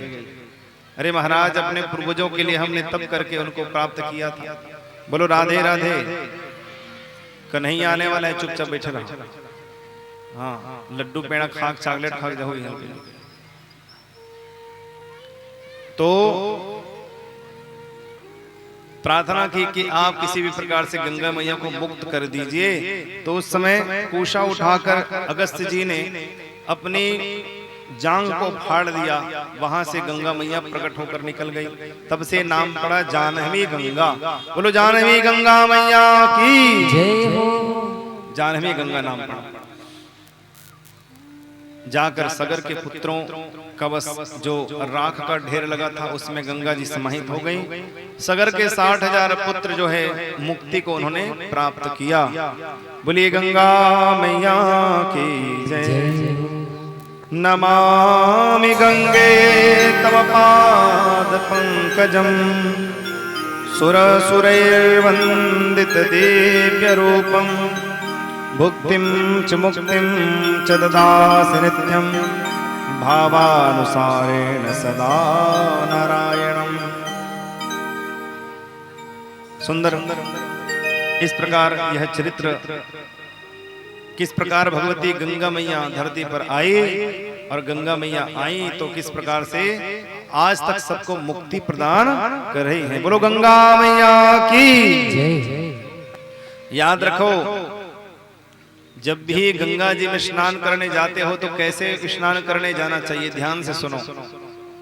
जब यहाँ से आप जाते हो तो किसी पंडा के या किसी आश्रम में रुकते हो तो वहां से पहले उसी आश्रम में जहां पर स्थान मिल जाए एक बार स्नान कर लिया करो।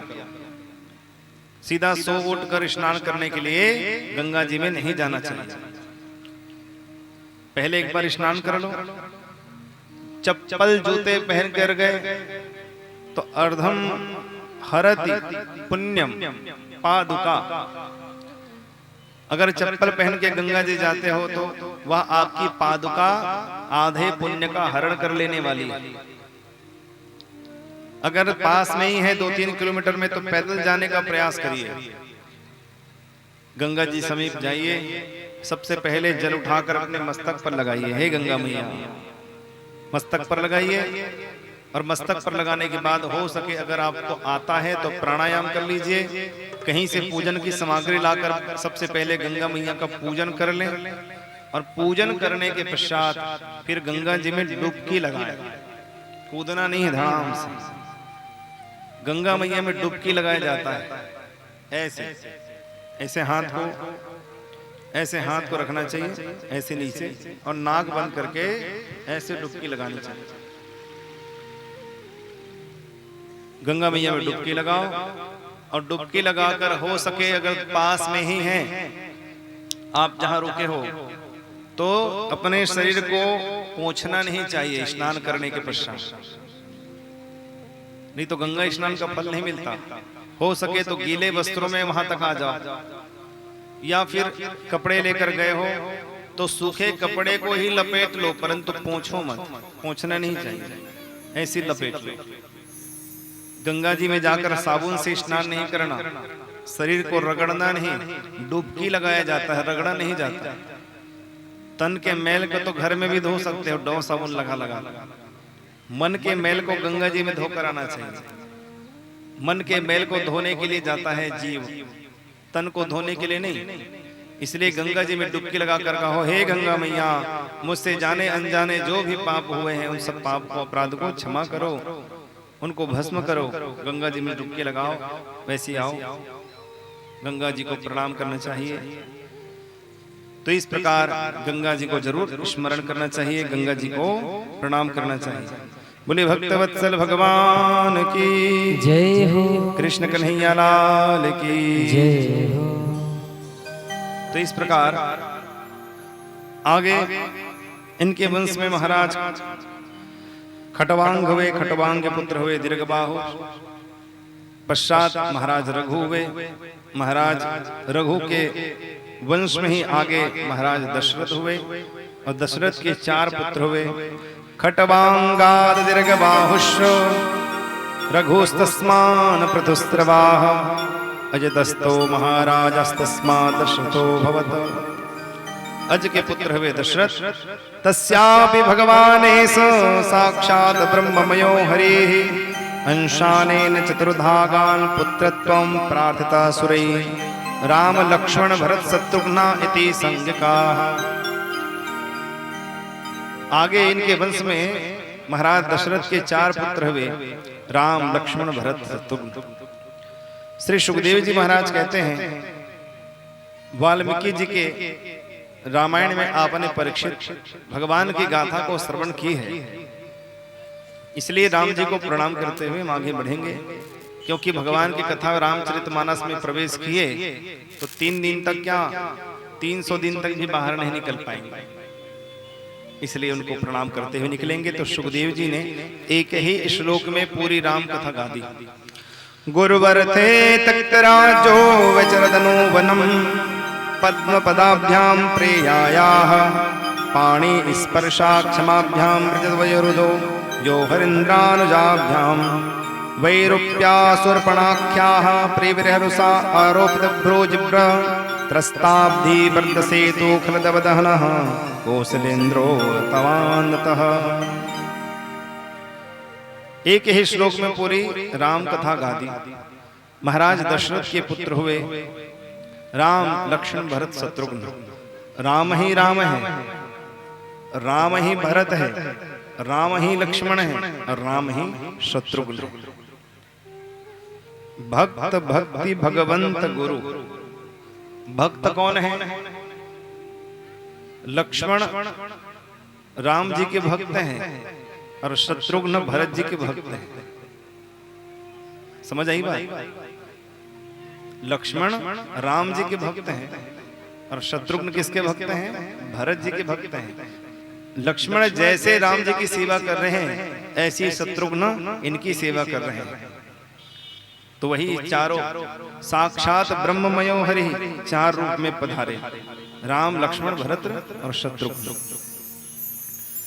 श्री सुखदेव जी कहते हैं कौशलेंद्र राजा रामचंद्र जी अल्प आयु में ही ताड़का अर्थात वासना का वध किया। ताड़का राक्षसी का वध करके सुबाहु को अग्नि बाण से जला डाले और मारीच को ऐसे बाण से मारा कि मारीच सीधा जाकर लंका के क्षेत्र में गिरा, जिसको आजकल कहते हैं मॉरिशस। क्या कहते हैं? मॉरिशस कहते हैं। मारीच जहां पर गिरा जाकर उसको मॉरिशस कहता है। मॉरिचस, मारीच जहां पर गिरा मॉरिचस हो गया उनको, अंग्रेजी मॉरिचस मॉरिशस ऐसा हो गया। तो उस लंका के क्षेत्र में जाकर मारीच गिरा और इस प्रकार भगवान छोटी छोटी आयु में दिव्य दिव्य लीला करने लगे।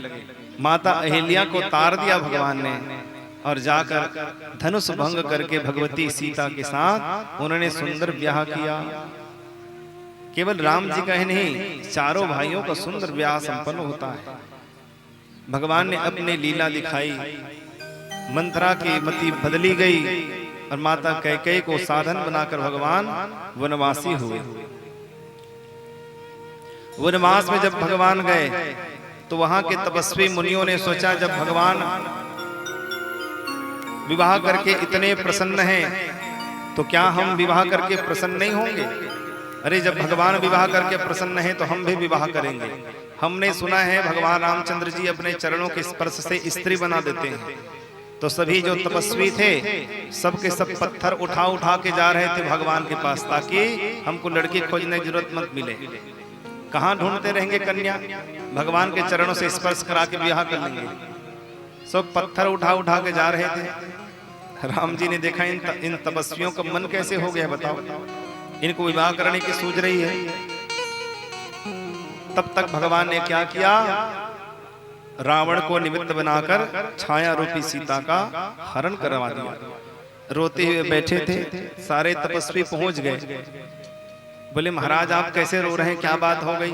कहे मेरी पत्नी का हरण हो गया है। हे भगवान, पत्नी का भी हरण होता है क्या? सब लोग डर के मारे पत्थरा को फेंक दिया। अरे भैया गड़बड़ है। सब लोग वहां से भाग गए और जाकर फिर तपस्या में लीन हो गए। तो ऐसे उन तपस्वियों का भगवान ने जो काम प्रवेश कर गया था उसको अभिमान भंग को उनको भंग किया। इधर भगवान हनुमान जी से उनकी भेंट हुई। हनुमान जी ने मित्रता कराई सुग्रीव जी से, सुग्रीव जी से मित्रता हुई। बाली का वध भगवान रामचंद्र जी ने किया। क्यों? बाली ने अपराध किया था, अपने ही पुत्र वधू के साथ, अपने भ्राता के वधू के साथ हरण करके उसका रमण किया था। इसलिए महापाप करने वाला उस बाली का वध भगवान ने श्री रामचंद्र जी ने किया। बाली का वध करके भगवान सुग्रीव को निर्भय बना देते हैं और इस प्रकार समस्त वानरों के दल सहित सीता जी की खोज करने लगे। हनुमान जी, जामवंत जी, अंगद आदि सबके सब दक्षिण दिशा की ओर गए। वहां पर पवन तनय बल पवन समाना बुद्धि विवेक विज्ञान निधाना। जामवंत जी ने स्मरण कराया कि तुम कौन हो। बाली समय रवि भक्ष लियो तब तीनहु लोक भयो अंधियारो। ताहि सुतास भयो जग को यह संकट काहु सुजात न तारो। आप कौन हैं? आप अपने आप को जानिए। हनुमान जी को सारी बातों का स्मरण उस समय कराया गया और हनुमान जी महाराज ने एक ही छलांग में जय श्री राम लंका में जाकर भगवान ने वहां पर भगवती माता सीता का दर्शन प्राप्त किया। माता सीता को कहा, अंगूठी मुद्रिका देकर सारी बातों को बताई। माता सीता प्रसन्न हो गई। कहा, माँ अगर आप आज्ञा करें तो मैं आपको तुरंत ले जा सकता हूँ। परंतु माँ ने कहा, नहीं नहीं, मेरे प्रभु ही आएंगे ले जाने। उस समय मुद्रिका को लेकर चूड़ामणि उतार कर माँ ने दे दिया। कहा, माँ मुझे भूख लगी है। तो जाकर अशोक वाटिका में खूब उत्पात मचाए। वहां पर वाटिका में खूब भगवान ने उत्पात मचाया। अक्षय कुमार का वध किया और मेघनाथ के द्वारा ब्रह्मपास में बंद कर चले गए। जाकर हनुमान जी की पूंछ में खूब कपड़े बांधा गया। मिट्टी तेल घी डाल डालकर खूब लपेट रहे हैं। अब बताओ पूरा पूरा प्रॉफिट है कि नहीं प्रॉफिट है? हनुमान जी कुछ लेकर नहीं गए थे। न मिट्टी तेल लेकर गए थे, न कपड़ा लेकर गए थे, न घी लेकर गए थे। घी भी रावण का, कपड़ा भी रावण का, तेल भी रावण का, सब रावण का। यहाँ तक माचिस तक वो रावण की। और जैसे आगे लगे तो रावण खुद आगे लगा रही, समझो अपने घर में। वो हनुमान जी महाराज छोटे छोटे स्वरूप धारण करके पूरा लंका को ही आग लगा दिए। हाँ, इसमें एक बात और आती है। भगवती सीता मैया ने स्वर्ण मृगा की मांग की थी भगवान से, स्वर्ण मृगा मुझे चाहिए। राम जी ने सोचा पहली बार सीता ने मुझसे कुछ मांगा है तो स्वर्ण मृगा मैं उसको प्रदान करूं। मारीच को जैसे ही मारा तो पता चला ये तो नकली मृगा है, इसको तो स्वर्ण मृगा चाहिए। तो वानर को भी मृग कहते हैं। वानर को क्या कहते हैं? उसको भी मृग कहा जाता है। और सोने की पहचान कैसे होती है? जब आग में तप कर निकलता है, खरा सोना यही है। जब हनुमान जी महाराज ने सोने की लंका जलाई तो सोने की लंका धू धू करके जल गई, परंतु हनुमान जी का बाल भी बांका नहीं हुआ। राम जी ने संकेत किया भगवती सीता को, सीते तुमने वहां सोने का मृग मांगा था, मैंने भेज दिया है तुम्हारे पास। वह अग्नि में जलकर तप कर आया है, पूरा प्योर है, शुद्ध है सोने का, लो तुम स्वीकार करो। ऐसे स्वर्ण मृग को हनुमान जी के रूप में भगवती सीता को भगवान ने प्रदान किया। इस प्रकार हनुमान जी महाराज वहां से चूड़ामणि लेकर आए, राम जी को भेंट दी। सेतु बंधन करके लंका में प्रवेश करके राक्षसों का वध करते हुए भगवान ने अंत में रावण का वध किया। बोलिए सियावर रामचंद्र की। तो इस प्रकार यह सूर्यवंश की कथा। हे राजन, अब आपको श्रवण कराते हैं चंद्रवंश की कथा। चंद्रवंश में महाराज शूरसेन हुए। शूरसेन के पुत्र हुए वसुदेव जी महाराज। मथुराधिपति थे उस समय उग्रसेन। उग्रसेन के एक भाई थे जिसका नाम था देवक। उस देवक की 7 पुत्रियां थी और महाराज उग्रसेन के पुत्र ही पुत्र थे 7, जिनमें सबसे बड़े थे कंस। देवक की केवल पुत्रियां थी।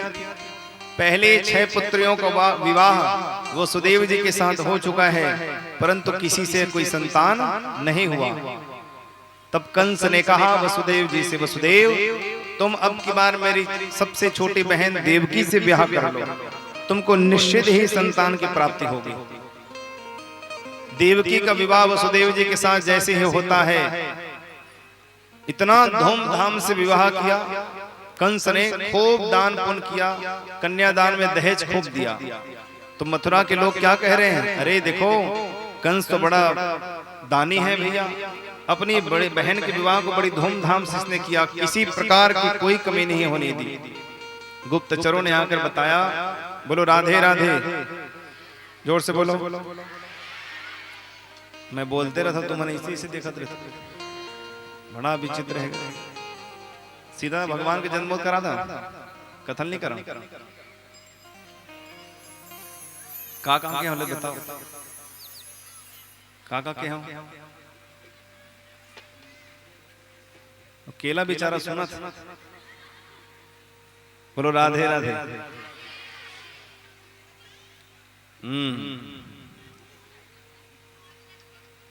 तो देवकी और वसुदेव का विवाह बड़ी धूमधाम से कंस ने किया।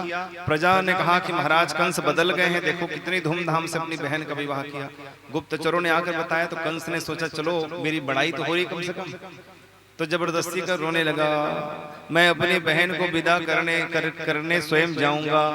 रथ पर आकर बैठ गया रोते हुआ कंस, और स्वयं रथ पर सवार होकर देवकी वसुदेव को विदा करने जा रहे थे, ताकि प्रजा में मेरी छवि अच्छे से बन जाए, ताकि मैं जल्दी राजा बन जाऊं। मेरी प्रजा कहे महाराज उग्रसेन से क्या बूढ़े हो गए हो, अब कंस को राजगद्दी सौंप दो, ऐसा कम से कम मेरी प्रजा कहे। इसलिए नाटक करने के लिए वसुदेव देवकी को लेकर जा रहे हैं, बताओ, रथ पर खुद सवार होकर, सारथी बनकर। देवताओं ने क्या किया, जब सत्ता पक्ष वाले कुछ अच्छा काम करने लग जाए तो विपक्ष वाले उसमें आड़ा डालते नहीं डालते हैं? कुछ ना कुछ तो करेंगे तभी तो है वो, काहे के नेता है। नहीं तो फिर सत्ता पक्ष वाले कुछ करें अच्छा काम तो विपक्ष वाले कुछ न कुछ तो टिप्पणी करेंगे। तो सत्ता पक्ष वाले हैं कंस और विपक्ष वाले कौन है, देवता। तो देवताओं ने क्या किया, जिस समय देवकी वसुदेव को लेकर जा रहे तो देवताओं ने आकाशवाणी कर दी, हे दुष्ट कंस, जिस देवकी वसुदेव को तो लेकर जा रहा है उसी देवकी का 8वां गर्भ तेरा काल होगा। जैसे विपक्ष वालों ने ऐसी भाषण कर, कंस का मति फिर गया, रथ को रोक लिया। पूछा वसुदेव जी से, जो मैंने आकाशवाणी में सुनी आपने भी सुनी? बोले हाँ मैंने भी सुनी। देवकी के केस को पकड़कर नीचे धाम से पटक दिया उसने, और खड्ग लेकर देवकी को मारने ही वाला था। उसी समय वसुदेव जी ने चरण पकड़ लिया, महाराज ऐसा मत करो, आपकी कीर्ति नष्ट हो जाएगी, आपका नाम इतना फैला हुआ है यहाँ पर, आपकी कीर्ति नष्ट हो जाएगी कि एक स्त्री को उन्होंने मार दिया। ऐसा मत करिए, मैं आपको वचन देता हूँ मेरे जितनी भी संतान होगी मैं आपको लाकर दे दूंगा। उस समय कंस ने दोनों को बंदी गृह में ले जाकर डाल दिया, और तख्ता पलट करके राक्षसों को ले जाकर साथ में अपने पिता उग्रसेन को भी गद्दी से उतार कर उसने जेल में कैद खाने में डाल दिया उसको, और स्वयं कंस जो है मथुरा का राजा बन जाता है।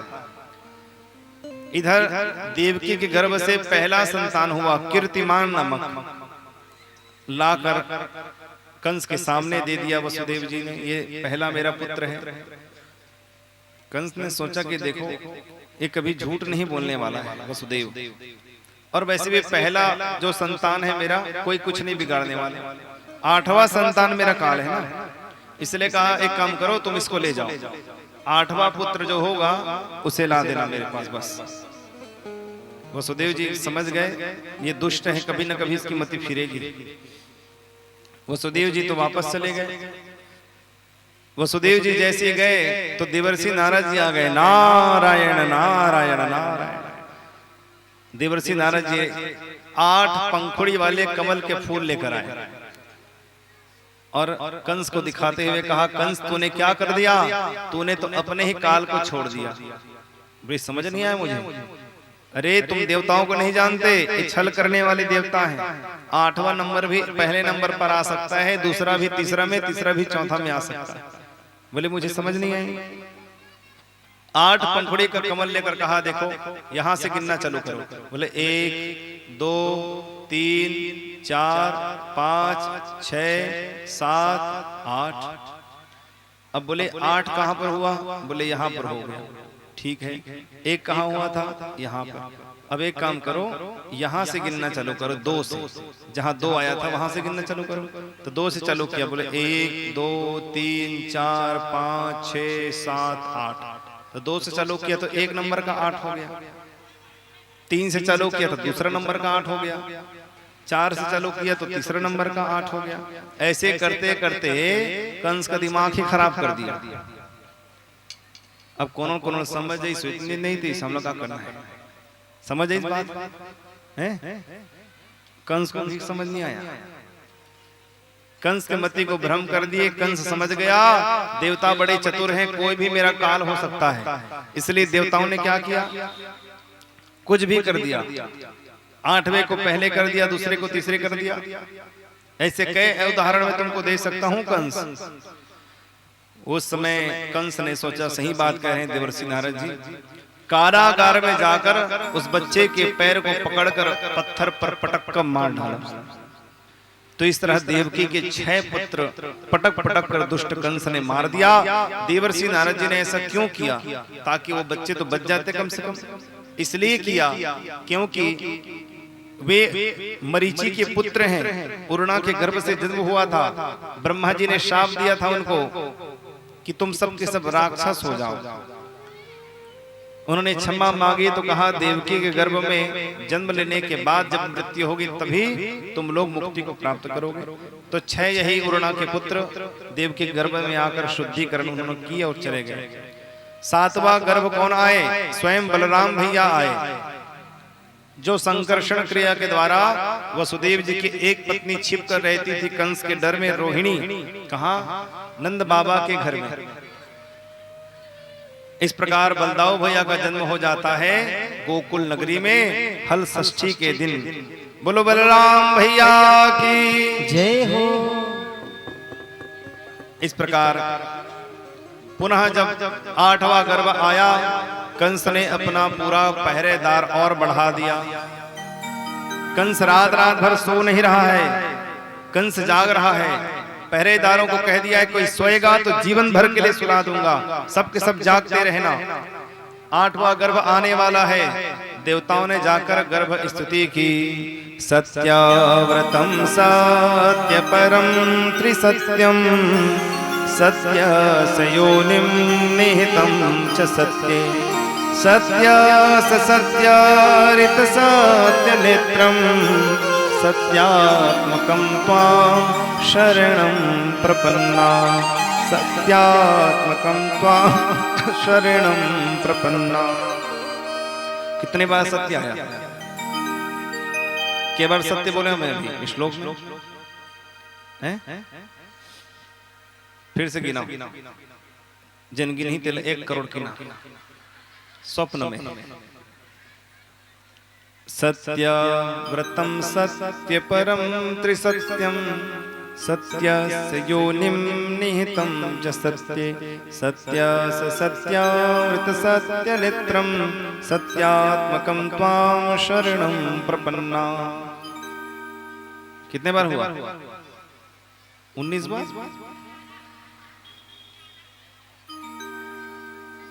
और एक आज हम बता। अच्छा, ज्यादा वोट दे देते हैं। कितने? 8 वाले कितने हैं बताओ, हाथ उठा। 9 वाले कितने हैं? 10 वाले, 11 वाले, हाँ 2 कम कर दो मैं, टोटल हो गए 9। हाँ तो 9 बार सत्य की वंदना की गई। कितने बार? 9 का अंक है पूर्ण अंक, और भगवान श्री कृष्ण है पूर्ण ब्रह्म। 9 के अंक का बड़ा महत्व है। नवरात्रि कितने दिन रात की होती है? 9 दिन 9 रात की नवरात्रि होती है। भगवान श्री रामचंद्र जी का जन्म कब हुआ? 9वीं तिथि मधुमास पुनीता, शुक्ल पक्ष अभिजित हरिप्रीत। 9वीं तिथि को तो 9, और नक्षत्र कितने होते हैं? 27। 2 धन 7 बराबर। ग्रह कितने होते हैं? 9 ग्रह। जो हम माला जाप करते हैं वो माला में कितने मन के होते हैं? 108। 1 धन 0 धन 8 बराबर 9। उपनिषद 108। 1 धन 0 धन 8 बराबर 9। राम जी के नाना गांव कौन से हैं? राम जी के नाना गांव नहीं जाना? जी हैं बैठे हैं, नहीं जाने। छत्तीसगढ़। 3 धन 6 बराबर 9। तो ये 9 का अंक के बड़ा महत्व है। 9 ये पूर्णांक है। तो 9 बार सत्य की वंदना की। 9धा भक्ति भी 9 ही है। भगवान की स्तुति की तो भगवान एक दिव्य ज्योति के रूप में परिणित हुए, और भगवान श्री कृष्ण के रूप में स्वरूप धारण करके देवकी के गर्भ में भगवान प्रविष्ट होते हैं ज्योति के रूप में। और जैसे ही भादो का महीना आया, अष्टमी तिथि आई, रोहिणी नक्षत्र आया। रोहिणी नक्षत्र में भगवान का जन्म क्यों हुआ? ताकि कल के मुझे रोहिणी माता ये न कहे कि तू मेरे गर्भ में क्यों नहीं आया, तो मैं भी भगवान उनसे कह सकूं, माँ मैं तो तेरी ही नक्षत्र में जन्म लेकर आया। इसलिए रोहिणी नक्षत्र में भगवान का जन्म हुआ। दिन है बुधवार, भादो का महीना, बीचों बीच अष्टमी तिथि। कुल तिथियों की संख्या कितनी होती है? बोलो राधे राधे, जोर से बोलो। पीछे वाले मन जोर से बोलो। कुल तिथियों की संख्या कितनी होती है? कुल तिथि 15। तो एकम से सप्तमी 7 इधर कर दें, बीच में है 8 अष्टमी, 9वीं से इधर अमावस्या या पूर्णिमा इधर कर दो, तो बीच में क्या है? अष्टमी। ऐसी भगवान का अवतार हुआ है बुधवार के दिन। तो रविवार, सोमवार, मंगलवार 3 इधर कर दो, बीच में है बुधवार। गुरुवार, शुक्रवार, शनिवार 3 इधर कर दो, बीच में है बुधवार। ऐसे भगवान का अवतार बीचों बीच। रात के 12 बजे भगवान का जन्म हुआ है, एकदम बीचों बीच। मोरो जन्म रात के 12 बजे, बीचों बीच। तो ऐसे भगवान श्री कृष्ण अवतरित होकर आते हैं। दिव्य ज्योति का जो पुंज है वह कारागार में फैल गया, और चतुर्भुज रूप में भगवान प्रकट हो जाते हैं। बोलो कृष्णचंद्र भगवान की जय हो। भगवान ने कहा है, हे प्रश्नी, हे सुतपा, पूर्व काल में तुमने 12,000 वर्षों तक तपस्या करके मुझको पुत्र रूप में प्राप्त करने के लिए वर मांगा था। इसलिए आज मैं तुम्हारे पुत्र के रूप में आ रहा हूँ। जब मैं 12 स्वरूप धारण करूं तो मुझे यहाँ से ले जाकर गोकुल में नंद बाबा के घर में छोड़ देना। वहां पर योग माया एक कन्या जन्म ली हुई है यशोदा के गर्भ से, उस कन्या को तुम लेकर आ जाना। वसुदेव जी ने कहा, प्रभु देखिए ना, मेरे हाथों में हथकड़ी है, पैरों में बेड़ी है, मैं कैसे आपको ले जा सकता हूँ। भगवान कहते हैं, जो मुझे प्राप्त कर लेता है उसके सारे बंधन अपने आप खुल जाते हैं, तुम चिंता मत करो। कहते ही वसुदेव जी के सारे बंधन खुल जाते हैं। बोलो भक्तवत्सल भगवान की, कृष्णचंद्र भगवान की।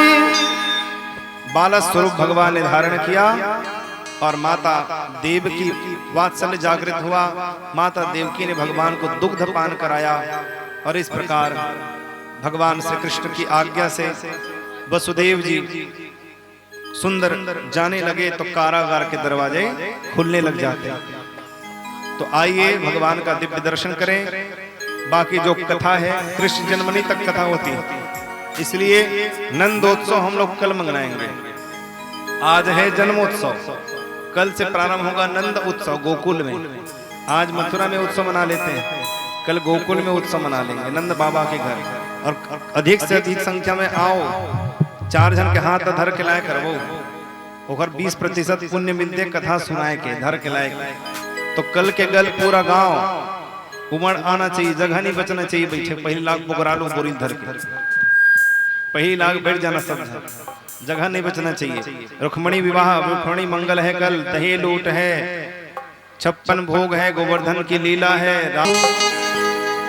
खुल गए सारे ताले, वह क्या बात हो गई। वो जब से जन्मे कन्हैया करामात हो गई। वो जब से जन्मे कन्हैया करामात हो गई। खुल गए सारे ताले, वह क्या बात हो गई। खुल गए सारे ताले, वह क्या बात हो गई। वो जब से जन्मे कन्हैया करामात हो गई। जब से जन्मे कन्हैया करामात हो गई। घन घोरे अंधेरा कैसी रात हो गई। घन घोरे अंधेरा कैसी रात हो गई। जब से जन्मे कन्हैया करामात हो गई। जब से जन्मे करामात हो गई। राधे बालकृष्ण भगवान की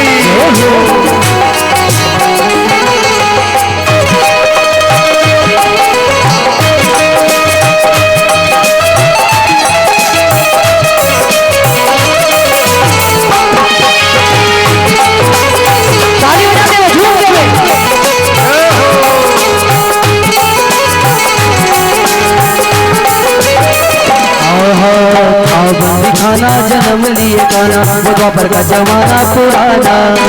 ताली लगाना वो पहरे बिठाना, वो कल से का जुलूम का ढाना। हाँ बंदी खाना जन्म लिए गाना, वो द्वापर का जमाना पुराना। ताली लगाना वो पहरे बिठाना, वो कल से का जुलूम का ढाना। उस रात का दृश्य भयंकर था, उस कंस को मरने का करता। बादल छाए उमड़ाए बरसात हो गई। बादल छाए उमड़ाए बरसात हो गई। वो जब से कन्हैया करामात हो गई। जब से जन्मे कन्हैया करामात हो गई। अभी ताली बजाते हैं।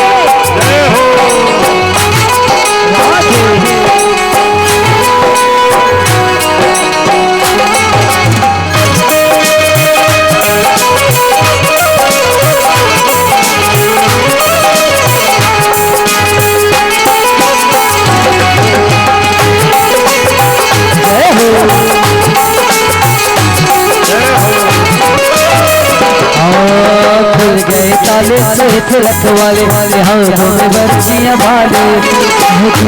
ताले पड़े थे पाले, काल के हवाले होने वाले।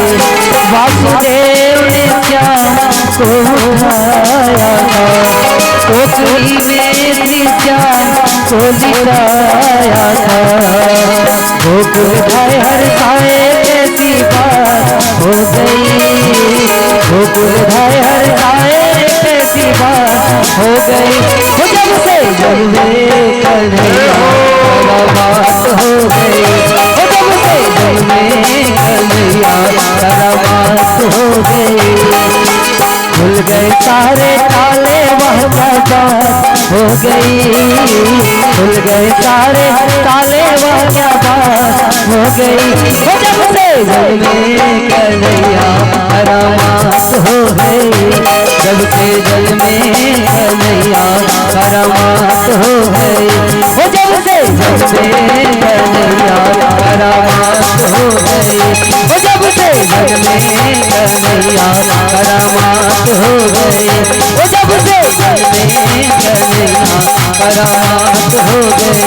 हो जब से घूमने गलिया करामात हो गई।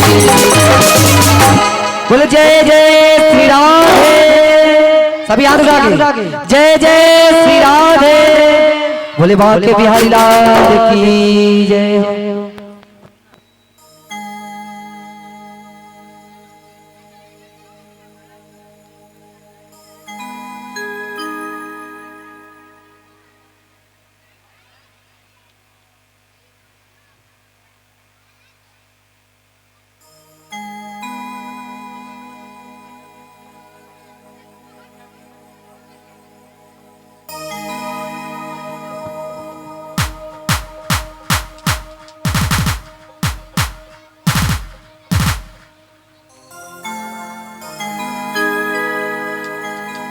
सभी खड़े हो जाइए।